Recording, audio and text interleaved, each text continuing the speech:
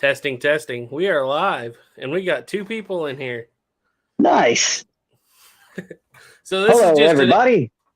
so everybody out there. This is just an impromptu stream. It's running across both channels, but I don't know. It's just I haven't talked to Snapper in about 10 days, and I think we ought to just That's a have a long stream, time. seeing as I got a moment. Yeah, that is a long time. Matter of fact, I've actually been like, man, I haven't talked to Garrett in like 10 days. That's a lifetime for us. Yeah, and it's just a good chance to kind of test out this Thursday deal, because probably coming up in July we'll be moving to Thursdays if it works out for everybody. Because Duke's gonna have a different work schedule, have to work weekends. During June, do you still want to do the whole me do a couple live streams still on both channels while you're working? Because I'd love to still do that. Yeah, sure. If we can figure it out. We just got to figure out how to do it. Yeah. So we got three people here. We got Gots Loco. It says hello. Wheels and Levers Ends. He said I'm ready and waiting. And Booey Booey said hi there. Well, hi there, everybody. Well, hello there. Well, hello.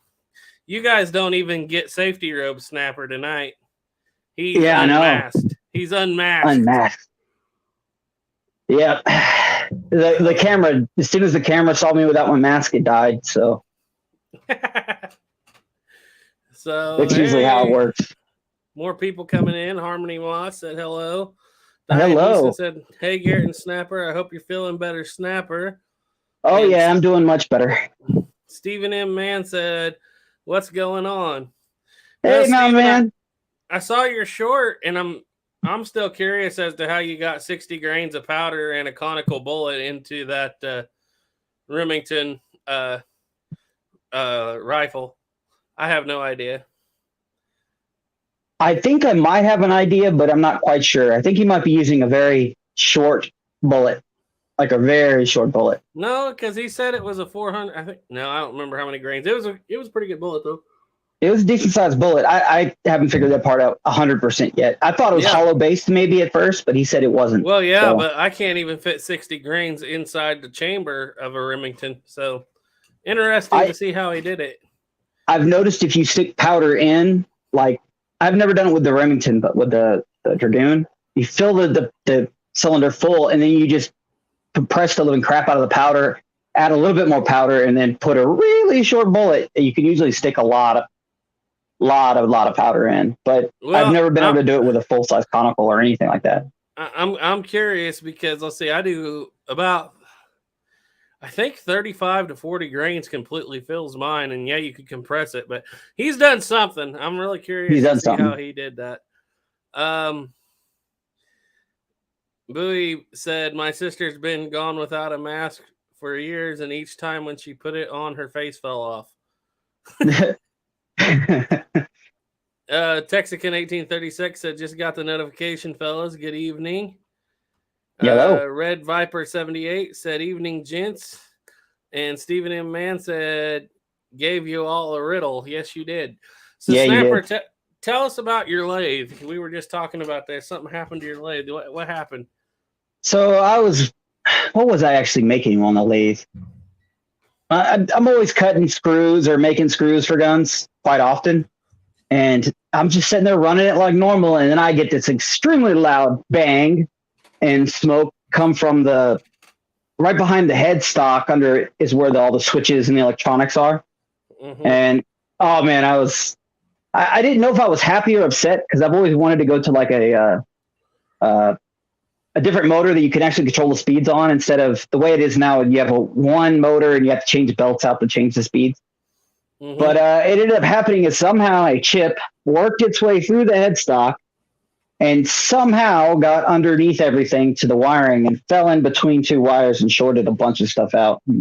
It completely destroyed the wiring under there. So I spent, maybe 2 days rewiring this stupid thing. And I finally got it working again. But yeah, it was pretty stressful because I use that thing so much. And I didn't really have the funds to just go buy a new motor and a speed controller and all this other crap just to get it working again. Mm-hmm. But next thing I want to do with it is eventually go to a variable speed motor and also an electronic lead screw. Because on the normal lathe, you cut screws because the head has a bunch of gears that come down to the lead screw, which is just a long screw that goes down the length of the lathe. And you'd set it up so you'd get so many turns per inch so you can cut threads. And there's a person who came up with an electronic lead screw, and it's basically a little computer box. You stick where on the backside where the gears go, and you stick a servo motor there, and you have the servo motor connected to your lead screw. And then he would give you a couple with the sensors, basically. Trying to think of the name of it. It's on the tip of my tongue, but it's basically just little magnets so you can tell where the head's at all times. And doing that, then you don't have to change gears anymore. You can just sit there and use the little electronic interface that comes with it, and you set up, this many millimeters or inches or whatever you want, and you can go to really big things that you can't normally do with gears unless you had a stupid amount of gears that weren't even worthless. Just do really neat, crazy things. And once I get those two things done, I'll be super happy. Gots Loco wants to know what kind of lathe you're running. I used to have a Pratt & Whitney full-size World War II engine lathe. And right now, though, all I'm running is it's a Smithy 2-in-1 lathe mill. It's great for guns just because it's not too big. It's got a 12-inch throw, so you could fit a 12-inch round cylinder on it. And it's 24-inch long bed. So you can put a 24-inch long piece of metal on it. So it's decent size. It's not huge, but it's fairly decent size. And it's got I want to say it's a 3-inch bore. No, it's not quite that big. I think it's like a 2-inch bore. But what's great about it is you can stick a barrel all the way through it. So not quite long enough to run a full length sharps and bore it up to 50 from 45. Man, you can, because the bore through the headstock, I can fit the barrel all the way through it. So you can actually, you could have a really long, and I could just continuously feed it through. That is one thing that's nice about it. Yeah, just having a big bore through the middle. I've been on the hunt for sharps for a long time now, but I don't want just any sharps. And for a while, I thought McNelly carbine sharps in 4570 would be cool, because I had a lot of 4570. Well, then I got 5070 stuff, and I was like, I really wanted the McNelly carbine sharps in 5070. And then the more research I did about my local area, the more it seemed like everybody came in here in 72 and 3 with the sharps business rifles, but none of them, when they came in, were in 4570, of course, because they came in 70, 72, 73. They were all in 44, basically 43 Spanish. What do they call that? 4470, 44. I think that's what it is. Yeah. And, well, a lot of them were that, but a lot of them were in 5070, and then they moved directly up into 5090. And so I'm starting to think I want a 5070 to start with and a business rifle, and then move it up to a 5090. I could ream it out pretty easily. But small caliber arms review is in. Yay! Hey! If everything's still correct, he's supposed to be on this Saturday, right? 2 days from now, day after tomorrow. I believe so. Yes. It's not a part. It's kind of like it's a Hal sensor, electronic Hal sensor. It's just a magnet that goes across another magnet. Yeah. Doug Dukes is in. He says, "Evening, Garrett." Hi, Doug. Diane Houston has a question. Says, "Can I use 3F black powder on a 50 caliber flintlock rifle?" I'll go ahead and answer this. Yeah, it's on 50 caliber. 3F is my preferred powder. You can use 2F or even 1F if you want. It works just fine, but you're going to lose a little bit of pressure. The general rule is 50 caliber is a toss-up. You can go 2F or 3F. And generally, if it's smaller than 50, you absolutely want to go 3F. And if it's bigger than 50, generally go 2F. And after I get past 60, or 62, I like up into the brown bests, I like to go with 1F. But yeah, I live dangerously. I live dangerously. I run with scissors, and I use 3F in everything. Well, you can, but it seems like in the brown best, you get a more consistent velocity with the if you use 2F. And I don't know, it's because it's such a bigger board. It just seems like it to me. Some people may argue that. And did get a chronograph the other day. Finally got a good one. So we're going to test it. Yeah. But yeah, I like 1F. It's also a good way to use 1F, especially if you're not making it. If you're buying it, 1F is like always available. Yeah, and you can always grind it down to a smaller size if you want. That's all the different granulations. They're all the same powder. Yeah. It's just granulated to different sizes. But if you do grind it down, you might have to repuck it, which means like if you get it too fine. Yeah. You might end up with some 4 or. You can do it, but you might have to invest in a press. You might have to invest in a press. Let's see. Small caliber arms review said yes, referring to the flintlock. Yeah, 3F is for 50 caliber. 3F's a go-to. I've actually heard of people using 4F in 28 and 32. I don't know. I've never had good luck with 4F. I think it's just too small, like not enough oxygen getting around it. In the 49 pocket model, I had good luck with 4F in that. So did you? Maybe. Yeah, that's all I really shot out of it was 4F because I had a lot of 4F. Jeeps and Black Powder and Light said I need to start making videos on my channel again. I'm so hooked into my 76 Jeep J10 I bought. I haven't even been into black powder in a while. Sounds like you have a problem as me. I have multiple hobbies, and then every now and then I'll drop from one hobby and not do it for like 5 or 6 years just because I get into another hobby.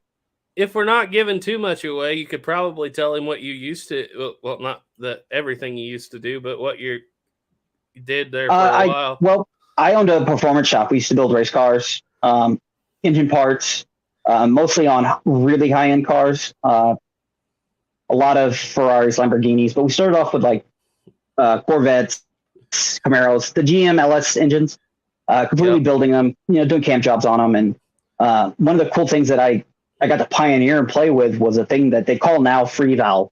It is the idea is to make it so instead of having a valve that would touch a camshaft, and the camshaft is like, so if you ever heard a music box, if you ever open one up, you'll see a round drum with little pins on it all over the place. If you changed out that drum, it'll play different music, right? Think of a cam as being the same way. You could change when the valve sequence opens, your valve overlap, everything. So you could change the entire personality of an engine to be quite a bit difference between the cams. You can have either low and high torque. You can have really high end horsepower with, high RPM running, depending on what the car is being done for with the cam. But this system was actually using pneumatic valves. And we would actually be able to use a computer system to control the opening, closing, the ramp speed, everything. So I could go in there and make one engine without having to do anything crazy with it. You could make it so it's really quiet, really soft running, great fuel economy. And then you could also go, hey, instantly pop the, change the tune in that system. And then you could have an overly, crazy large cam in it. So it's really lopey. And what's neat is you can change that system through each RPM range all the way through with your intake flow. So you can make an engine that makes way more power than humanly possible with a normal cam, even with variable valve timing with normal cams, and do some really neat, crazy stuff. And that was one of the last things I was doing when I was working, and that sold for a decent amount of money. That was fun. I shocked it hasn't really made its way into the mainstream yet, but maybe one day, who knows? Yep. See, and you lost me at about the first sentence there. So he's always sent me pictures and stuff of him under the hood of Ferraris. And I'm like, oh, I know somebody now who has actually seen one of those. Anyway. Driven them, many of them, played with them. Jeep's Black Powder and Lights wants to know, what's your favorite rifle? Go ahead there, Garrett. Well, I got a couple. As far as modern guns go, I've always been pretty partial to the 22-250 just because the way I work on the ranch and hunt a lot of coyotes. 22-250, and actually right now my 22-250 I've been using is just a standard Savage Axis. For modern guns, my brother-in-laws and I, all of us, we've used a lot of Remingtons, 720 30-06. I like that a lot. But as far as the guns I shoot like the most and enjoy, definitely still muzzle loaders. Even though I shoot and enjoy the single shots, like they're my second love. muzzle loaders are still my first love, and right now it's a toss up between my CVA mountain rifle and the Kibler Southern mountain rifle. So I Ooh, like those are both of pretty those a nice. lot. So yeah, go ahead. Well, modern, I would say, honestly, like I don't know why I'm a huge 22 fan when it comes to modern guns. I couldn't tell you why. Just because you could plink and have fun, and it's not crazy loud. I love the AR platforms; they're great too, and the AK platforms. But my true love is the older guns, and it's kind of funny because most people that I know that are into newer guns, they think, "Oh, why it takes forever? Why would you even like this?" And I couldn't tell you. I just love the older guns. To me, they have much more personality. They're more fun to shoot just because of the wide variety of what you can and can't do with them. And I would say at the moment, my favorite rifle, just because it came from one of my favorite people in the entire world, is that Winchester that I'm buying from you, Garrett.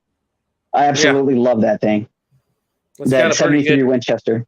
Yeah, it's got a pretty good story possibly to it. And yeah, you know, I've had lever action Winchesters my whole life and I like them. But I've had pretty well all of them except for like the rare ones like your 76s and you know, a couple of those.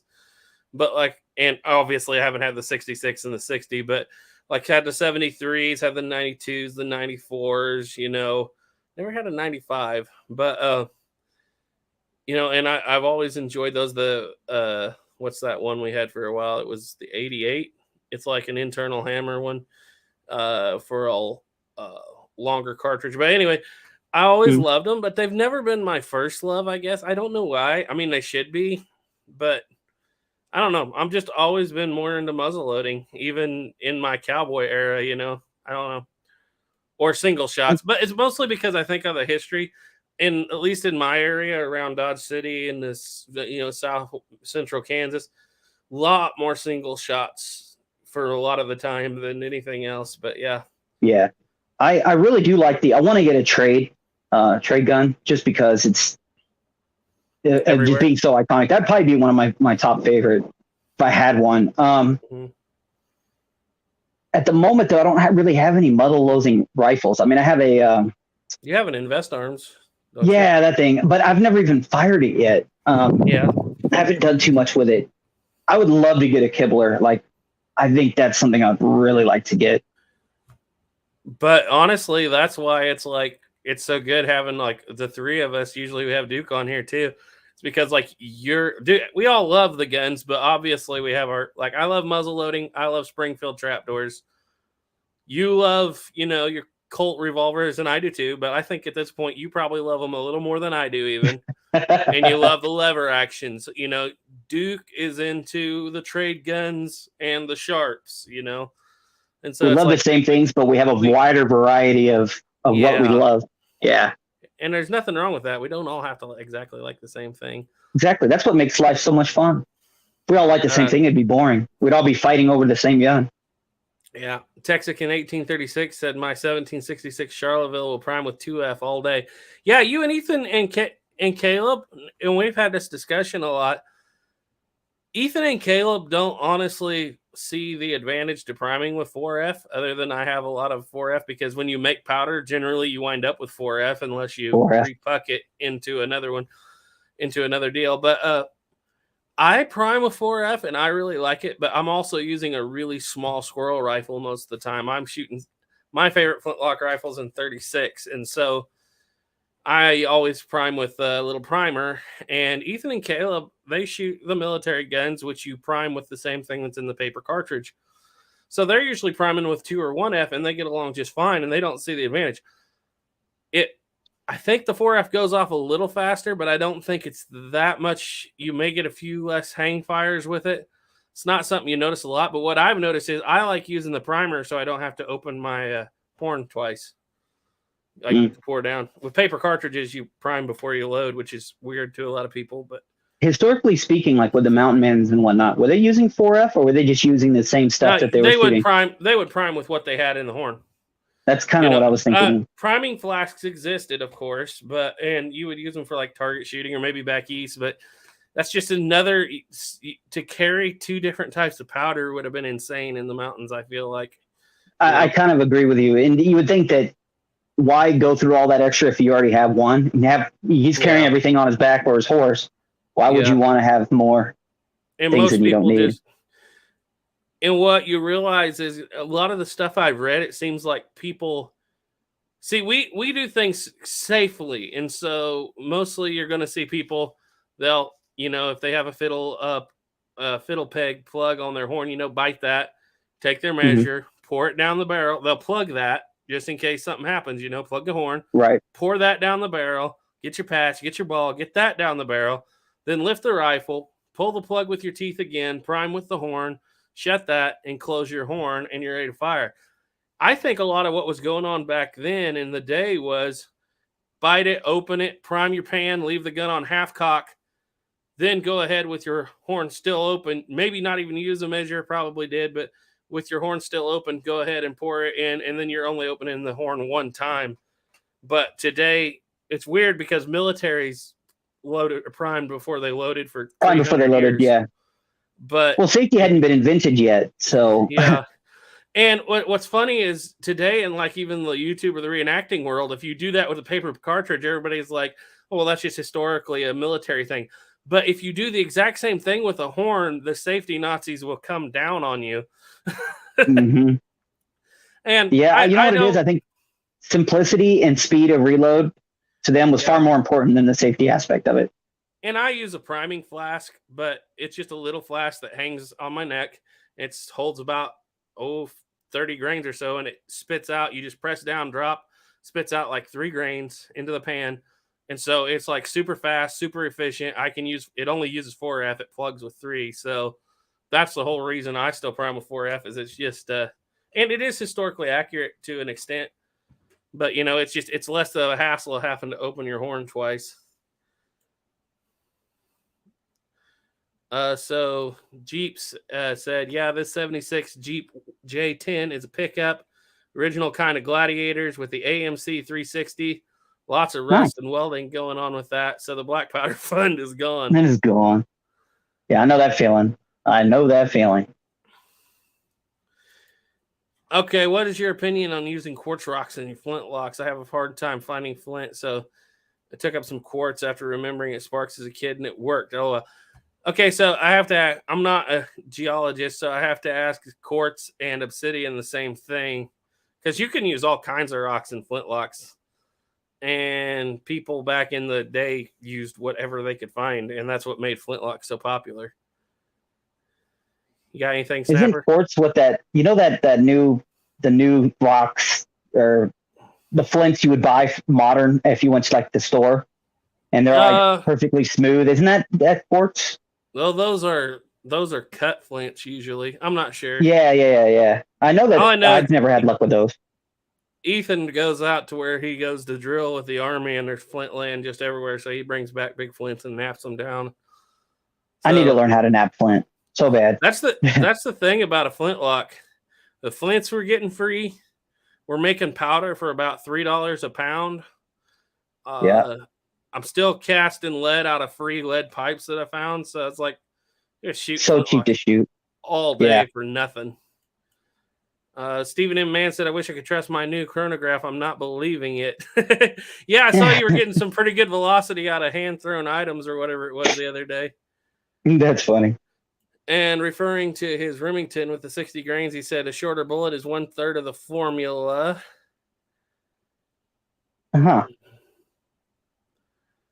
Sorry, I'm going through here just looking at a few guys. You know something I hadn't thought of before, Garrett, real quick, before you go on? I did that test with the pocket Navy and the full-size Navy. Mm-hmm. And knowing that backplate is so thick, if you can just go in there and thin it out, I bet you could get almost 50 grains into that. I'm still so confused on how that works. Me too. The only thing so I was looking at it, and the 51 Navy cylinder is much longer, but yet they hold the exact same size fill. So, and it looks to me that the back plate. Sorry, go ahead. I was thinking it is that back plate that the nipple screws into is far thicker. I mean, it's like an 1/8 of an inch thicker. So I'm wondering if you took that out, like you went in there with a. What year was your 51 Navy made? 63, I think, if I remember correctly. So it's a later one too. Okay. Yeah. Cool. And technically, I mean, that, even though I don't believe the year because they're just correlating, Colt says my pocket Navy was made in 62 or 3 or 1. It's stupid. It just didn't make sense to me. I still think that those, for the most of them, came out in 65. But I'm sure that maybe some were made, but being that it's supposedly a first year production, it's in the 7,200 serial number range. Yeah. When I typed it into Colt, it was either like 61 or 62 that it was made. And that just does not make sense to me, being the markings are, all the Colts I have of those years do not have the same markings, but Colts I have that are after the fire have the exact same markings. Like the style markings changed a little bit. The size of the Colt patent went a little bit bigger. Little things. And even the knurling on the hammer. He's talking about the 62 pocket Navy, guys, by the way, or 65. Oh, yeah. Make sure that I get that correct. I'm with you. Yeah. I'm with you. I think from all the research I've done that 65 is the date, but I'm not as adamant as some people, especially like on the Colt forums. You'll see people just like adamant, like willing to die on the hill of these things are made 65. And I'm like, yeah, the evidence seems to point that way, but history, somebody will turn something up in a few years that may prove that they weren't made till 67. Yeah. And the thing too is, if they just find one that was made before the fire, that means it was made in 63 or late 64 or even earlier. I mean, I think that they probably made a couple, a very small amount. Yeah. And they were probably either still in testing or, a couple were made. And then I think they burned down. And I personally think a lot of the guns that were the stuff that they were able to reuse went towards the 49 pocket model size, and that's the 49 pocket model barrels. And then they used those, bored them out to make more, because there was quite a bit more of the pocket navies made after the fire and quite a bit more of the pocket polices made before the fire. Yep. So yeah, I really think that's what happens. Right. They lost some of the parts to make the pocket police. So they just used what they still had without having to make new tooling, new everything. Yep. And I think that's why most of them, I really think that's probably the true dead end of it. They made a couple, but not very many, because most people probably wanted the pocket police. And after that, they were, hey, this is what we have, so let's make it work until we can make new dies, new molds, new whatever we need. Yep. Skunk Work Rifles 2 asks, favorite cartridge. Good evening, everyone. Hey, Skunk, how are you? Go ahead. My favorite cartridge. You can split it to rifle and pistol too. Well, pistol 100% 45 Colt. I love 45 Colt. That is, to me, that is God's caliber. Let's see. Rifle wise. Even though I've never shot it, I've wanted to shoot one so bad, is that 5110. Yeah. I really just want to try one of those once. I don't know if I'd like it that much, but in a 1886 lever action? Yeah, I do. Ever since I found that guy's channel, Lever Guns 50, man, I'm excited. I was like, dang, that's got some power. Mm-hmm. Yeah. So I gotta say that the ones I had experience with, as far as rifles, for years and years, it was the 4570 until I started shooting 5070. Now, don't get me wrong, 5070 brass and reloading components are hard to find right now. Actually, I heard that it may not be very long before Starline actually makes a run of 5070, but right now 5070 is my favorite. I don't know why. It hits with more authority.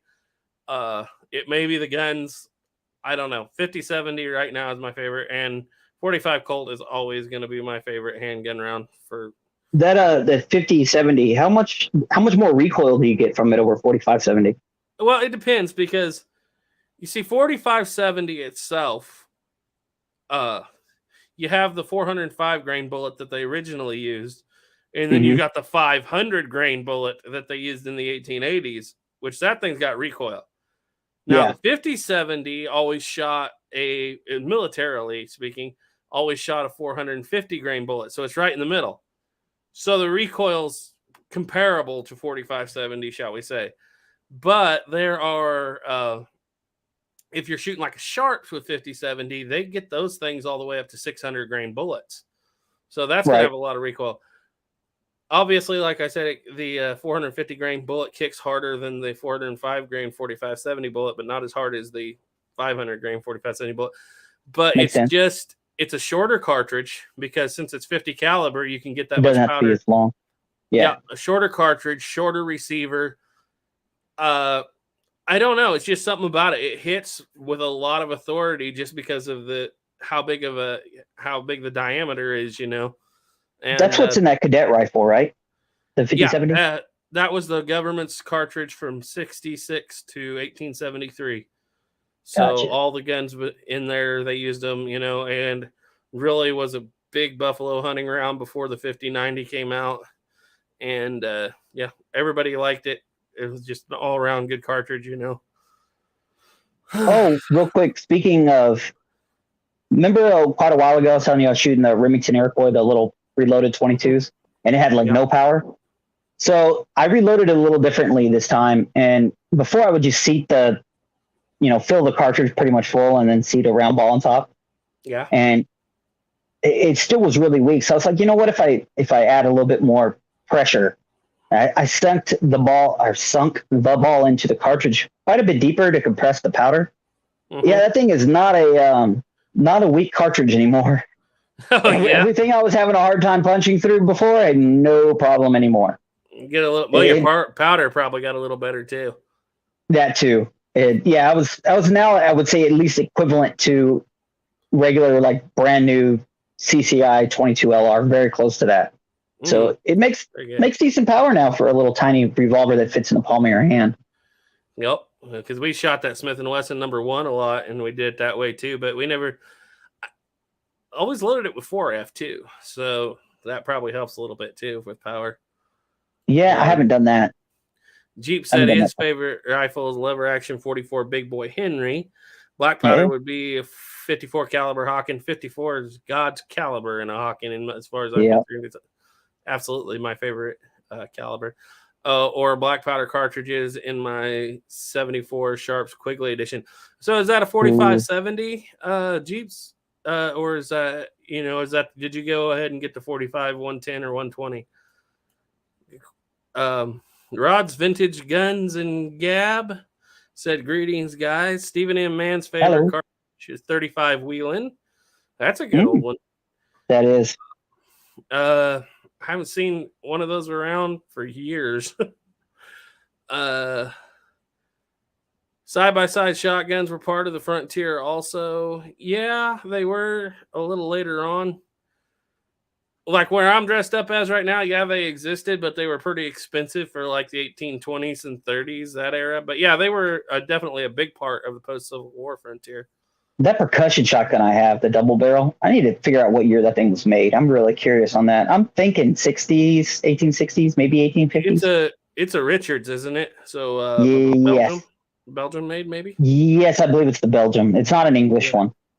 Yeah, that's still cool. That's still good. It's a cool little, I paid nothing for it. And it's kind of funny because it's got some really neat engravings on it and whatnot. Yeah. And it's beautiful. And the wife hated it. And then she shot it. And now it's usually the gun that she likes to shoot. So at least got past that hurdle.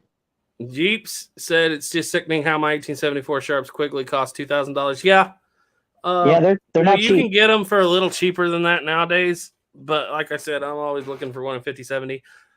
Tonight, possibly, if Caleb gets here before we shut this down, we may do a live unboxing of the most expensive rifle that we have ever purchased. We actually, it was so expensive. We bought it back in February. And we've just been making payments on it because we couldn't swing it all at once, but we needed it for the Trapdoor series. And it is an odd duck. The very first? The 65, yeah. Yeah. And they only made 5,000. And this one's actually pretty nice, even though it's a shortened barrel. We actually have the provenance on it for when it was cut, who it was cut for, and where it went. And it still comes with its bayonet and everything. So we might unbox that a little later. It was... I'll tell you right now, when we bought that, I was wishing we were buying the 74 Sharps Quigley. Yeah, these guns change their mind a lot once you start spending the big bucks on them. It goes from, hey, that's a really cool toy we're to, there. oh my God, don't touch it. Yep, we are finally there. We started in December, and we finally have all the mainline trapdoors. We don't have a 70 carbine because they only made 300 of those, and we don't have a long range rifle because they only made 150, and we don't have a forager shotgun yet, which we may still get. They only made 1,500 of those, so those may be ones we just talk about and pretend like. Yeah, I think you actually had the the best collection of trapdoors than anybody I know, or museums I know for the most part. We have the same trapdoor collection with a little bit with the carbines though, but we have the same trapdoor collection the channel Sear Trip has now. We also have the carbines though, and he didn't have those. So, Rod's Vintage Guns and Gab said I have a 62 caliber trade gun built by David Dolliver. Love it to pieces. Yep. That's a good those trade guns are nice. Trade gun. Six Semper said I love patch round ball. Six Semper Turbanus said I love patch round ball. I can't explain it. Me neither, but I like it too. I do too. Jeep said I prime my flintlocks with 3F. Don't switch back and forth. Seems to work fine for me. Yeah. I've always shot mostly the same powder I shoot out of the guns every time I've used the flintlock. Never had any real issues from it. That's the thing. When I was buying powder, like even before I got into Swiss, back when I just bought GoX all the time, I would only buy 3F. And so, that was all. A lot of money for just 1 pound of 4F that you're only going to use for one thing. And Swiss is going to go up 20% according to I know. Loading. That's going to be a $50 pound of powder when it's all said and done. That's going to be scary. Yeah. I'm so glad we started like this whole making black powder. It not only does it this whole time of being hard to get black powder and going way up in price, it made it so it's easy to shoot. And then at the same time, it's so much cheaper. So much cheaper. And when you corn your own black powder, you basically automatically come out with what I get everything technically if you want. I basically get what I call 2F is closer to 1.5F Swiss because our screens are a little different size. But basically, I get a real heavy 2F. I get an almost perfect 3F, and I get an almost perfect 4F. That's how mine are as well. That's kind of how I set mine up to grind. Mostly as close to perfect 3F as I can.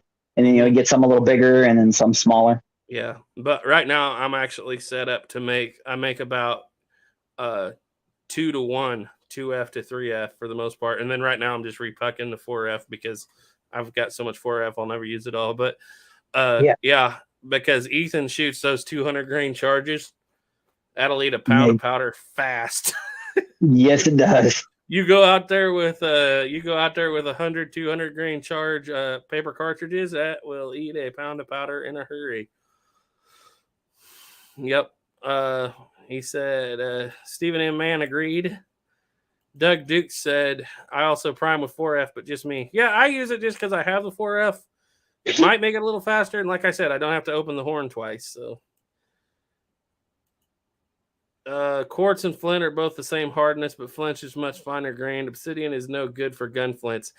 I would have to disagree with you there, Gear Nasher, because I've used obsidian, got along okay.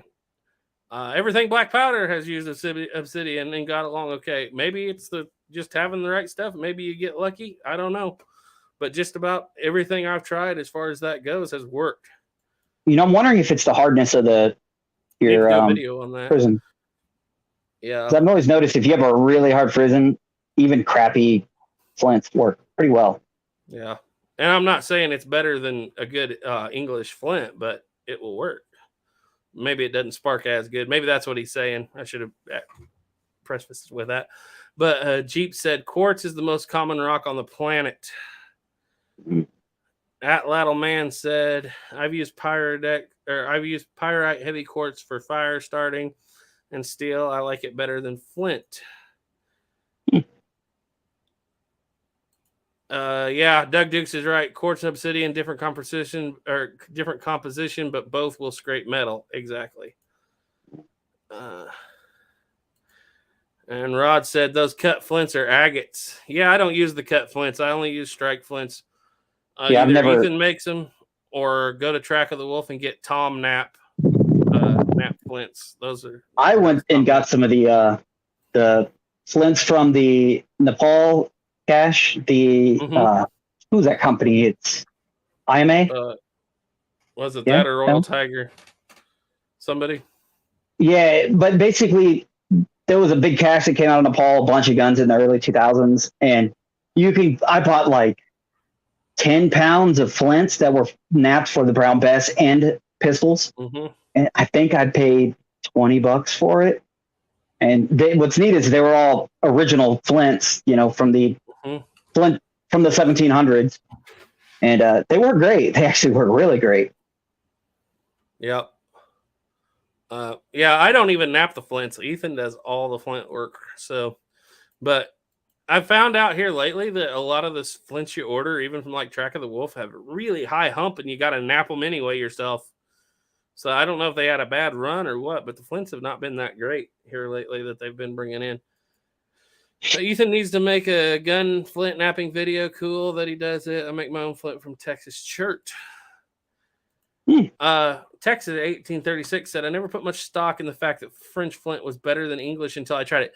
Interesting you should say that, because Gray Pilgrim actually bought some flints from what they were doing was they were in, I can't remember where it was basically, but they tore a house down in France or somewhere. I can't remember where the house was they tore down, but inside the wall, they found these flints, and they were a mix of Peninsula War flints. They could date them to that.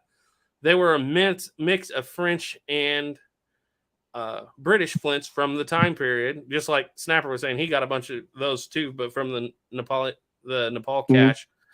And actually, Gray Pilgrim sent a bunch of those to Ethan, and he needs to do a video testing them out. And we'll probably do that in July to see which one he likes better, the French or the British. Is the French stuff the white? Like a whiter color? Yeah, you usually see it. It's like an agate, I think. I don't know a lot about that, really. But yeah, I generally see it as whiter. Let's see. A lot of people attacking me saying it isn't a Quigley because it isn't 45-110. Well, yeah, it is the Quigley, but I chose not to go with a movie caliber because of ammo scarcity. Yeah, it can still be. The 45-120 certain sights and whatnot.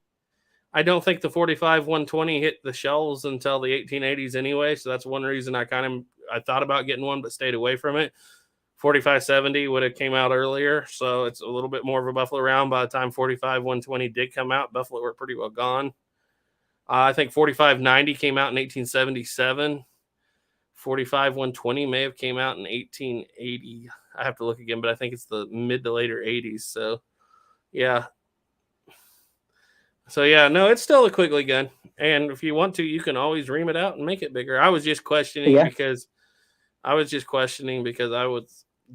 trying to see if you had actually got one in 45-120, because I haven't made up my mind yet. Rod's Vintage Guns and Gab said I could ID your percussion gun, Snapper. I think it's a Richards. We determined that. Right? What happened? Hold on. Who? Are you talking to me? Oh, no. I could ID your percussion gun. You're talking about your shotgun. Yeah, it's a Richards. I think it's a Richards son. I know it says from Belgium, and it's got really nice checkering. It's got this beautiful buttstock on the buttstock on the back plate. It's got like a deer running through the woods. It's quite beautiful. Cheap little thing, and it's got Damascus barrels, but it's a lot of fun to shoot. Nothing wrong with good Damascus barrels when using black powder. Yeah. As long as they're not rusted wire twist, but No. He said it's pretty nice. Sorry, he said his favorite caliber is 303 or 30-06. Hey, there you go. That's a good caliber. And Jeep said 2,000 is cheap for a Quigley. Bertie Pedersoli and so forth want 3,000 for it. Well, that is true. The Down Under rifle by Chiappa, though, is $1,700, $1,699 right now. I've been tracking them for quite a bit. I actually found a few other ones, especially used, but if you go look around, you can find better deals than $2,000 for them right now. Call me crazy, but I think Pedersolis are way overpriced. I think they're way overpriced too for what they are. But to be quite honest, when it comes to sharps, you're going to go with either that or you're going to get a Shiloh or a C sharps. And those things, granted, they're made in America and made better, and they don't have all the junk on them, supposedly. But boy, those things are $4,000 or $5,000 for. Yeah. And for just one, especially not even an original, it's a lot of money to spend on a gun. Yeah. For a modern gun, anyway. All right, we got a question here. Okay, Honest Grifter said, question for whoever's got a good answer. What's a good way to clear a misfire when the powder won't ignite? Depends on the gun. Just depends. If it's a revolver, there's multiple ways. You could even try sticking better powder down the if it's cap and ball, right? If you want to stick a little bit more powder down the nipple, like make sure it's good powder and then try to get that to ignite. That little bit is enough to push the ball and whatever powder you have in the barrel out. You could use compressed air. That actually works pretty well. And I always I have this, it looks like a screwdriver, right? But at the very end, it looks like a wood screw, like a really wood screw. And it's fairly long, but I always keep that in my range box if I didn't get to shoot something or, dry balled it, whatever. And you just push it in there, screw it into the lead ball and pull it right out. It's pretty simple. Yeah. So if your powder won't ignite, you have to ask why. Is it wet? Because with the correct conditions, wet powder will dry and you might be able to shoot it later. Did you put powder in it? That's always the next question. I dry ball them all the time. And if you do dry ball it, most replicas and even quite a few original guns have what they call an L breach back there. And a lot of people complain because they're hard to clean. And even Military Heritage, a lot of them have it where it's kind of V'd off, but it's designed so the ball can't get past the flash hole. And so you can't drive the ball so far down, you can't work powder behind it, which is usually one way or another. I've always had a problem where I forgot to, because I like to oil the crap out of my guns sometimes. And there'd be too much oil in the bottom of the cylinders. And you load it, and then you wet the powder too much. Yep. That's happened quite a bit. Everything Black Powder's in. He said hi. AR Americans. Hey, buddy. I missed this somehow. Waiting on my 54 caliber Woods Runner rifle. Yeah, you might be in for a little wait. I think Ethan waited about 9 months. I don't think they were prepared for Kibler wasn't prepared for the run that they were going to have. But I've heard that it's catching up now. So I'm actually glad to see that they're doing so well. That's amazing. I love seeing an American-made company doing good. Yep.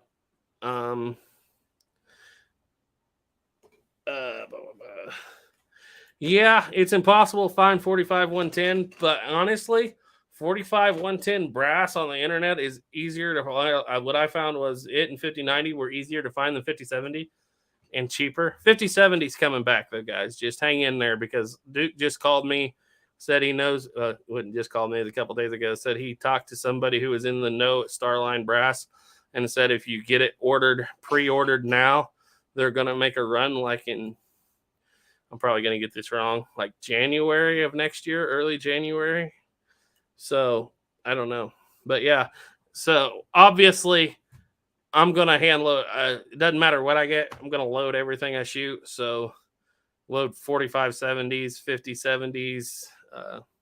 So therefore the caliber doesn't really bother me unless it's the only one that I really hate collecting for is 43 Spanish because the brass is impossible to find. And when you do find it, you gotta be leery because they keep having case head separations for some reason. Man, I'm telling you, I couldn't imagine shooting in today, even 45 Colt. Man, every time I looked up prices, I'm like, buying it. Yeah, I mean, $90 for 50 rounds, and that's cheap. That's retarded, especially when you can reload it yourself for, maybe, especially if you're making your own powder, less than $15 for 50 rounds. Yep. That's probably $10 for 50 rounds. It's just. Okay, so Diane Houston has a question. She said, I've been looking at military heritage flintlock rifles. What is a good flintlock that doesn't have a lot of recoil? Military heritage does not actually sell flintlock rifles. Even what they call rifles are smoothbores. India guns generally aren't rifled if you get them. So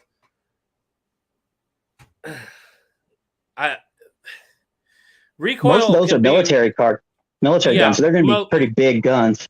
Yeah, but the thing is, you can shoot whatever you want out of them. That's true. You don't have to be historically accurate. You can load a brown bess with 15 grains of powder and watch the ball fly down the range and hit the target, brown bess. But if you're doing historical loading or whatever and you're looking for a gun kick, don't get the brown bess. Because depending on what era you're going to shoot it, it could be 120 grains. It could be 200 grains. I'm trying to think. They have some 62 caliber trade guns that are smoothbores. I really don't know. It's the 62 caliber guns they have aren't going to kick. I don't know off the top of my head if they have anything much smaller than that in the long arms division, because really 50 caliber stuff didn't come out militarily till way later on. Reality 50 caliber 58 62 is going to be about the smallest you can get, like their Northwest trade guns, stuff like that. And load it with those type of guns that aren't military. You can historically load it with whatever you want. Like I can shoot 110 grains in mine, or Caleb will shoot it. Sometimes if he just wants to plink, he'll go out with 10 grains and just for the fun of it, watch the ball go down the range. It doesn't really matter. If you're looking for a rifle, it's more money, but I suggest there's a couple options. You can go with a flintlock Hawkins style, gun from the store. They're not that great, especially, Traditions. I mean, they're good. We have a couple of videos on them. The Traditions, Pennsylvania, Kentucky rifle flintlocks are okay. They got split stocks. Kibler's Southern Mountain Rifle and 32, 36. That's what I shoot the most, just because there's no recoil. I burn 30 grains of powder every shot, little bitty round. That was like a 22 back then. Well, it's more power. I get that all the time.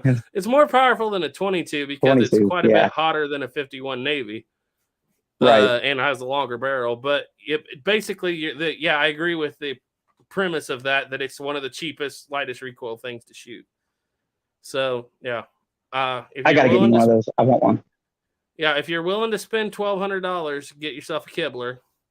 If you're looking for that $600 range stuff, get yourself, Traditions or something to start with. But yeah, military heritage is mostly going to be military smoothbore guns. I don't think they offer anything that's actually rifled, even though they sell like a copy of the Baker rifle, but it's actually a smoothbore. And if you wanted to make it a rifle, you'd have to send it to somebody like Snapper and get it lined. Yeah. Let's see. Task Force Tyler's in here. Hi, Task Force. Hey. GAC Plinking says hi. Gear Nasher said frizzen hardness may be a big part of it. However, obsidian wears out quickly on a hard frizzen like Cochrane, and softer frizzens like L&R has been putting out lately eats the edge. Yeah. I don't think that obsidian's better, but it would work. It would work on a pinch. You could get away with it. AR American said, I've been known to shoot smokeless in Damascus. I've seen that. We've seen that, buddy. That is not, I don't think him or anybody here saying you should do it, but he has. I love your new videos there, American. I always love those things. He's doing really the 3. Good at that triple shot. Yeah, he is. He did a heck of a nice job on his gun, too. Mm-hmm. Yep. Atlatl Man said the Italians have overcharged and have for years. They have. Yeah. Pedersoli has gotten away with it for forever because they were the only game in town, especially on like the Blue Ridge flintlocks and stuff. You're spending right now, Pedersoli's selling brown Besses for $1,700. You can buy an original for that. Yeah. And it's like, but what they don't know is there's people like Kibler that are coming into the market. They're making better guns made out of better steel that aren't marked up with all the approved markings, and they're making them cheaper. You have to do a little fitting to get them together. But seriously, you can put a Kibler together in 3 hours if you're in a hurry and make it shootable. Spend a couple more days, put some finish on it. If Kibler makes a Hawken, yeah, that's gonna that will take the world by storm. Yeah. A period correct Hawken that you only have to do about 3 hours of labor to make the kit shootable. Now, obviously, it takes a few more days to get finish and everything on it if you want. I did mine in about 4 days total, and I did like 15 layers of linseed oil on that. And yeah, but if they make one that you can put together that's period correct, and you sell that thing for $1,200, it's over. They'll put Pedersoli out of business. People. It's over for a lot of Italian companies as far as their Hawken rifles go. Because right now, Pedersoli's plains rifle or whatever they want to call it, I don't think they're calling it that anymore, but it's fairly nice. But that thing is like $1,400, something like that, $1,500.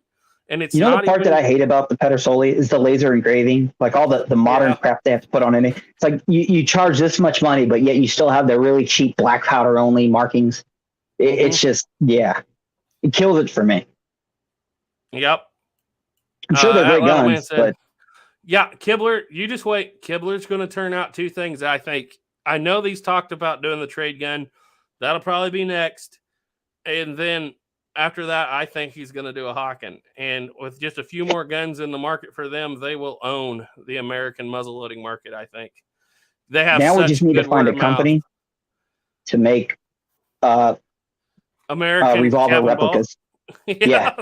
If we can get a company to make American-made cap and ball at a quality similar to like Kibler, oh man, I'd love to see that. That would be the heyday for me. That'd be like the golden era to come back to the gun market here in the U.S. Mm-hmm. Doug Dukes wants to know, so Garrett, how many rounds of brass 50-70 are you going for in total? I've just been buying them up a little bit at a time when I can find them. I bought 7 at one time. I bought 25 at another time. I think we got 75 to 100 rounds or so over there right now. And honestly, for me, that's enough because a lot of people are like, you can get along with just 100 pieces of brass. I'm like, yeah, it's not like a 9mm with a 15-shot magazine. 100 pieces of brass, especially if you're filming and like setting up target stuff, 100 pieces of brass will last you all day. Go home, reload it that night, So yeah, we've got up there 75 to 100 pieces. And, I really don't need much more. Jeep said, to be honest, any black powder rifle really has no recoil. For the most part, if you're talking about muzzleloaders, so for the most part, I know some guys that shoot 69 caliber rifle muzzleloaders with 150 grains. And once you do something like that, that's a lot of recoil. A black take for instance a black powder sharps in 50-140. That's gonna hurt in black powder, and that you go watch the Cinnabars video on that. Lever Guns 50 has a video on that too. That's a take 2 shots and you're done. Black powder can get there. It's just but I know you're probably talking about like a 50 caliber to a 58 caliber muzzleloader. Yeah. 110 grains with 100 or 110 grains of shot on top of it, square load out of a trade gun. That'll kick you. It'll move you around. That channel Cinnabar, we got to get him on here one of these days too. He just released a video of the gun I once so bad. That Colt revolving carbine. Yeah. I need to get me one of those so bad. Yeah. I should have read the next comment. He said, unless you're loading like 120 grains. Yeah. Everything black powder said you could load them enough to have some pretty good recoil. Yeah, you can. William Schlossler's in here. He said, hi, everyone. Howdy. Yeah, but it's still not comparable to anything with a cartridge. Yeah, it is. I would say yes, it definitely is. I didn't flinch bad when I first started shooting flintlocks because we're shooting some smaller stuff. I developed a flinch using square load 110 grains of powder with the same. Actually, I was doing 2 loads of that a shot. I developed a flinch so bad there's a couple videos you can go back there and watch it. I still fight it. It kicked me harder than any 12 gauge, even like a 12 gauge buckshot. I would say it would have been comparable to like a 12 gauge 3.5. I don't know why, especially with those heavy loads. They just kick hard.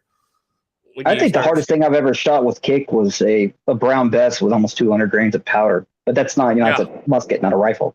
I think that's the thing. Hard. Ethan can shoot that brown bess 200 grain charge all day long. He'll shoot the 240 grain charge in the matchlock, and he doesn't develop a flinch. Really? I can develop a flinch overnight, and then take me 6 months to work it out again. Work it out? Yeah. Ethan must be a mutant or something. All right. Task Force Tyler has a question here. What would you say is the most historically accurate Western? We talked about this the other day. I think it was you I was talking about this with about a couple weeks ago. I don't remember. Well, it might have been me, but I slept since then. It has to. What were we talking about? Are you talking about the historical accuracy of the story, the historical accuracy of the firearms, the historical accuracy of the clothing? Sadly, one of the most historically accurate filmed representations of the West is probably Little House on the Prairie. The Prairie, yes. Yeah. Yeah, I mean, it's just everyday life of farmers and stuff, in that. And obviously, it's very overly dramatic, but, they carry guns when they need to. It's obviously not one of my favorites, but, it's pretty historically accurate. As far as movie goes, Josie Wales is pretty good, minus the fact that he has 2 walkers. 2 walkers? There weren't very many walkers around at that time. I mean we do know they were in the Civil War, but it might be possible, but it's not likely to be possible. The Gatling gun scene's a little out of place, even though they had Gatling guns. They weren't that variety. But yeah, go ahead. What do you want to say? That's pretty well it for me. Oh man, that's kind of where I'm at too. It's very rare to actually see a movie where everything is perfect. Mm-hmm. Heck, I was watching The Searchers the other day, and they got single action armies, and that's like the 1840s or 50s. Well, no, it's after the Civil War. That'd been 1860s. Yeah, I think he says the Civil War's been over for 5 years in the beginning, so it's 1870. Okay, then it wasn't The Searchers I had the problem. I watched a movie where it took place in Comancheros. I think it was like way. It's like, hold on, you got a 92 Winchester, and it's 18. What? Yep. Yeah. See, it's almost forgivable in The Searchers to an extent if he had a 73 instead of a 92 Winchester rifle, because it basically seems like it starts around 1870, because I think he says it's been 5 years since the war ended. Maybe he said 3, I can't remember. But they start hunting for Natalie Wood when she's like 8, and she's obviously like 20 a grown woman at the end. Find her. Yeah. So they should have started off with conversion pistols and just say 10 years. Maybe like a trapdoor, and then at the end have it like either a 73 in a single action army, 73 Winchester. That would have been perfect. Say it takes them 10 years to find her. Well, you're in late 1870s, 70s. By then. Then the guns are pretty close then, Yeah. But you got anything else? Or historically accurate Westerns? Man. I mean, I'm sure I could think of one, but I just can't write at the moment. It's always something though, because like one of the most historically accurate scenes is in that I like in one way. It's kind of funny. Is going to be in Open Range, where bad guy's going to take over the town and has everybody buffalo. Well, when they actually push comes to shove, the entire town just comes out and shows up. Yep. But I believe that is 100% correct, because look at Coffeyville. Look at what happened at Coffeyville. Yeah, or Northfield, Minnesota. That's the kind of people that there were out there. So that's really accurate. I love that about that movie. It's not like a movie where all the townspeople are hiding and waiting for a sheriff's job. But at the same time, Kevin Costner's pistol shoots 13 times, and Robert Duvall's shotgun blows a 4 foot by 4 foot hole in a wall and blows a guy across the alley into, So, but if they would have lightened that back a little bit, it'd have been good. It's always something like Hostiles. Hostiles is historically accurate, but it just drives me crazy that the story I don't think is year. That the story doesn't make sense. No, it doesn't. Take the train, You tell me 1883 wasn't right? I still want to know why they were still taking that system in 1883. Yeah. Why didn't they just jump on a train? Lonesome Dove is really good. Yeah. I mean, it's hard to find an act. I mean, they're there, but it's always something. They'll get something perfect in one area, and it's movies. You got to keep it entertaining, so it can't always be 100% Little House on the Prairie.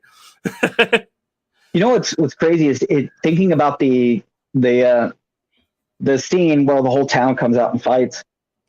The idea of thinking that these people, travel. A lot of these people came from Europe. They traveled across the open plains in wagons, trying to survive the whole time, and then that they're, you got to be a pretty tough kind of person, and then just think that they're just going to run and hide. I don't think that there were those kind of people. If you're going to go in the middle of nowhere and live on the plains, you're going to have to be a pretty tough person. And and know how to use your weapons pretty well. Obviously, and you got to think probably over half of them fought in the Civil War. That's true too. Yeah. Can you imagine? Life's cheap. Somebody's not going to just come run roughshod over you. I mean, that's like right at the end of World War II, thinking that all these people are just going to run and hide at any little instance. All these people are veterans. Most of them fought. Yep. Think about like the Wyoming cattle wars and stuff in the 1880s and the 1890s and stuff. They never took over a whole town. Even the big cattlemen with all the gunmen and stuff, they'd find 2 or 3 guys hanging out at a ranch somewhere, kill them and try to scare people. But it's like, it was very difficult to do. It wouldn't have been like, and actually in real life, John Wayne and Clint Eastwood had it out a little bit over there. I don't think Clint Eastwood did, but John Wayne did with some of the producers. He's like, the one movie he did not like was Gary Cooper's High Noon. He said he's got this town marshal running around like a chicken with its head cut off because 3 hired guns are coming to town, and this entire town of people, nobody can help him. I mean, maybe you just don't like them, but I agree with him there. It's like that. It always felt weird, and when Open Range did that so well, it's like, obviously nobody was going to stick their neck out to an extent, but it's like when push comes to shove and this guy's threatening people in town with violence, the whole town just comes out and just blows him to pieces, and it's perfect. It's wonderful, and I love that scene. Yep. Okay. Stephen M. Mann asks, have you ever heard of Russ Hamlock? Off the top of my head, it doesn't ring a bell. Yep. Jeep said, I don't like the coatings that Pedersoli puts on their stocks. My Hawken fell one day and dented the wood with wax or plastic coating, turned white, colored, peeled off. A lot of people don't like the red. I kind of like the red, though. I've noticed that the red, at least on the Colt, is pretty accurate. It's sometimes it's a little too bright of a red, but the original Colts had pretty bright red wood. Early on, yeah. Yeah. You see it. Depends on the finish. Like we found out that, and I actually was talking to By Land and Sea about this, and he was talking about the finish that Springfield used on the Trapdoor rifles, because I had a gun that came to me with a completely smashed stock. The end was broken. The receiver was actually cracked right behind the pressure point, and we fixed it. We fixed everything about it. And I told him, I said, all I did was put raw linseed oil on this, and it literally looks exactly the same as anything else. And he's like, yeah, because historically they just dipped them in linseed oil and wiped them off. Yeah. I was like, is that the one you guys wrapped with rawhide? No, it was wrapped with rawhide and held together with horseshoe nails. And whoever had done this had hit something with it so hard, well over 100 years ago, they had cracked the metal back where the tang bolts up to the stock, and they had broken the stock. They put it together with horseshoe nails and then wrapped it with rawhide, and it was not good enough, because when we got it, it was broken clear in 2 again. So I used Type Bond 3 and I went through with hickory dowels and I fixed it right. Yeah. Like you can't hardly tell it was broken. But that's what I told him. I said, man, I've never actually, obviously I'm not sporterizing these things and sanding them down and refinishing the stock. So I've never done it before. And so I just did it. And I was like, I don't know what they use because I hadn't seen the record of it. And he had, because he has obviously by Land and Sea, go check his channel out, guys. He has access to records that I wish I could only dream of having. And he told me, he's like, yeah, just they dipped them in linseed oil and that's it. And it came out looking brown, not red, but and it's it depends on the finish of what I'm saying to make the color. But yeah, Colts a lot of originals I've seen are a little red. Yeah.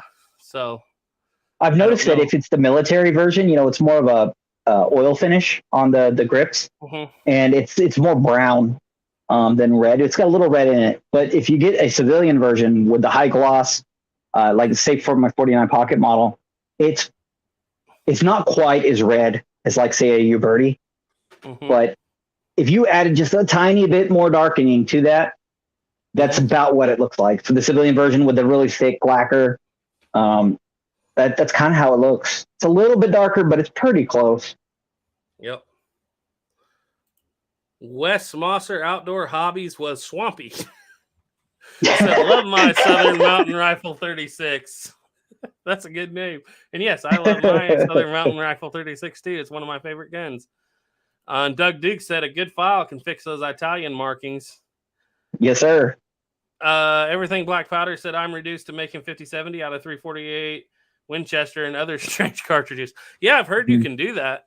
I didn't mess with it. Like I said, I just went on Gunbroker and I paid more than I should have, but they're going to last a while. But I'd wait for an auction that was like, obviously the first thing is like money order only. Those are always going to go cheaper. And then I'd pick up the 7 and the 20. I got into a bidding war once for 150 pieces of brass. And I dipped out at $200. Woo, and a lot it of money kept going. And it kept going. And it kept going. And I think it went for $900 because it was just, but I could buy about that much for less than, well, probably $300 for that much if I just bought it in little batches. And so I was like, by the time it was said and done with taxes and everything, whoever bought it paid $1,000 for that piece, 150 pieces of brass. And so it wasn't very long afterwards that I was talking to by Land and Sea, and he told me, there was a pile of 150 pieces of brass on the internet one day. I ran it up to $800 and lost it. I was like, well, I know exactly what you're talking about. And then he told me, he's like, man, I was bidding on a Forager an 1881 Forager shotgun. And I was like, yep, so was I. And we both lost it. That's the only one out there. What's funny is a couple of the times I've bought guns from Gunbroker and posted them after I got them. I've actually had people say, oh my God, I was actually bidding against you. That's so cool. Yada, yada, yada. The 1860 my wife got me for Christmas. Yeah. Those people bidding that came out after I made a video on it. Yeah. William said I always strip the stock or then refinish, usually French rub with paste wax. Yeah, I'm partial at Johnson's paste wax. AR American said everything Black Powder. Can you neck up 4570 and 5070? No, you cannot, because 4570 is straight walled 45 all the way through, and you got to get up to 50, obviously, for the 5070. Lone Dragoon said, hey, everyone. I was able to make it. Good. Howdy. William said to use this steam iron to lift dents on the woods. Yep, works pretty Hardy's good. Hardy's in. Sorry if I missed you earlier, Hardy. He said, hello to this channel, you silly humans, was on Snapper's End, and looks like this is where the comment section is. Well, I can't see. Yeah. We've been running 40 between both channels, though, so we're doing pretty good. It's all good. Yeah, Jeeps, I've been doing that for years. Got a lot of videos of that, actually. And pulling both triggers, yeah, I used to do that a lot on my external hammer shotguns till I realized that's what breaks the stocks.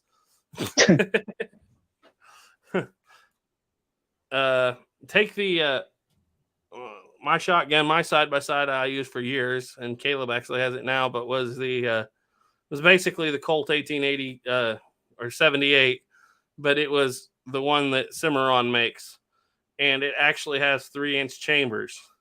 So I was loading up hot 3-inch slugs in there just for the fun of it back a long time ago. And I never broke that stock, but pulled both triggers. And in order to get them to both go off at the same time, there's just enough room I could put a 12 gauge shell between the triggers. And when you would pull the front trigger, you automatically get the back trigger at the same time. You use an empty 12 gauge shell.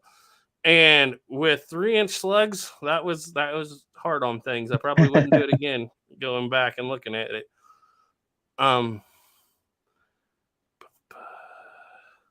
Yeah, he said was testing a stock repair on that gun. Huh? Yeah, that's what I'm saying. It breaks them, especially those ones with external hammers. Last of the Dog Men is out on YouTube now. William said, I spotted 2 Colt 1860s in a Remington New Army in a Japanese samurai movie on YouTube. LOL, 1870 era. You know what? That's actually there are historically accurate. Go ahead, Snapper. Yeah. Sorry.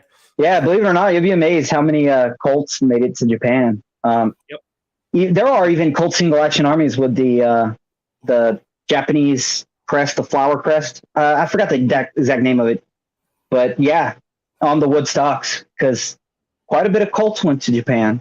The chrysanthemum on it. Yep. Yeah, during the Boshin Wars, you'd be surprised. So some of them have come back now, but probably more 1861 navies went to Japan in the later 1860s than they made for the Civil War. I'm not saying 51 navies or 60 armies. 61 navies went over there. A lot of them. And they're marked all over the place. Colts were big in Japan. Yep. A matter of fact, if I remember correctly, the reason why the couple of single action armies ended up in the prince's hand or the emperor's hand, because they loved them so much. They were huge fans of Colt.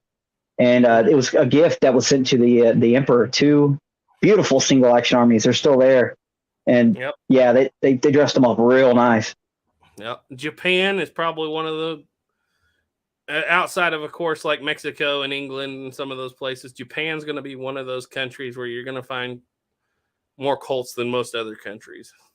It kind of, the samurai culture is a lot like the Western cowboy kind of ish culture in a way. So it makes sense.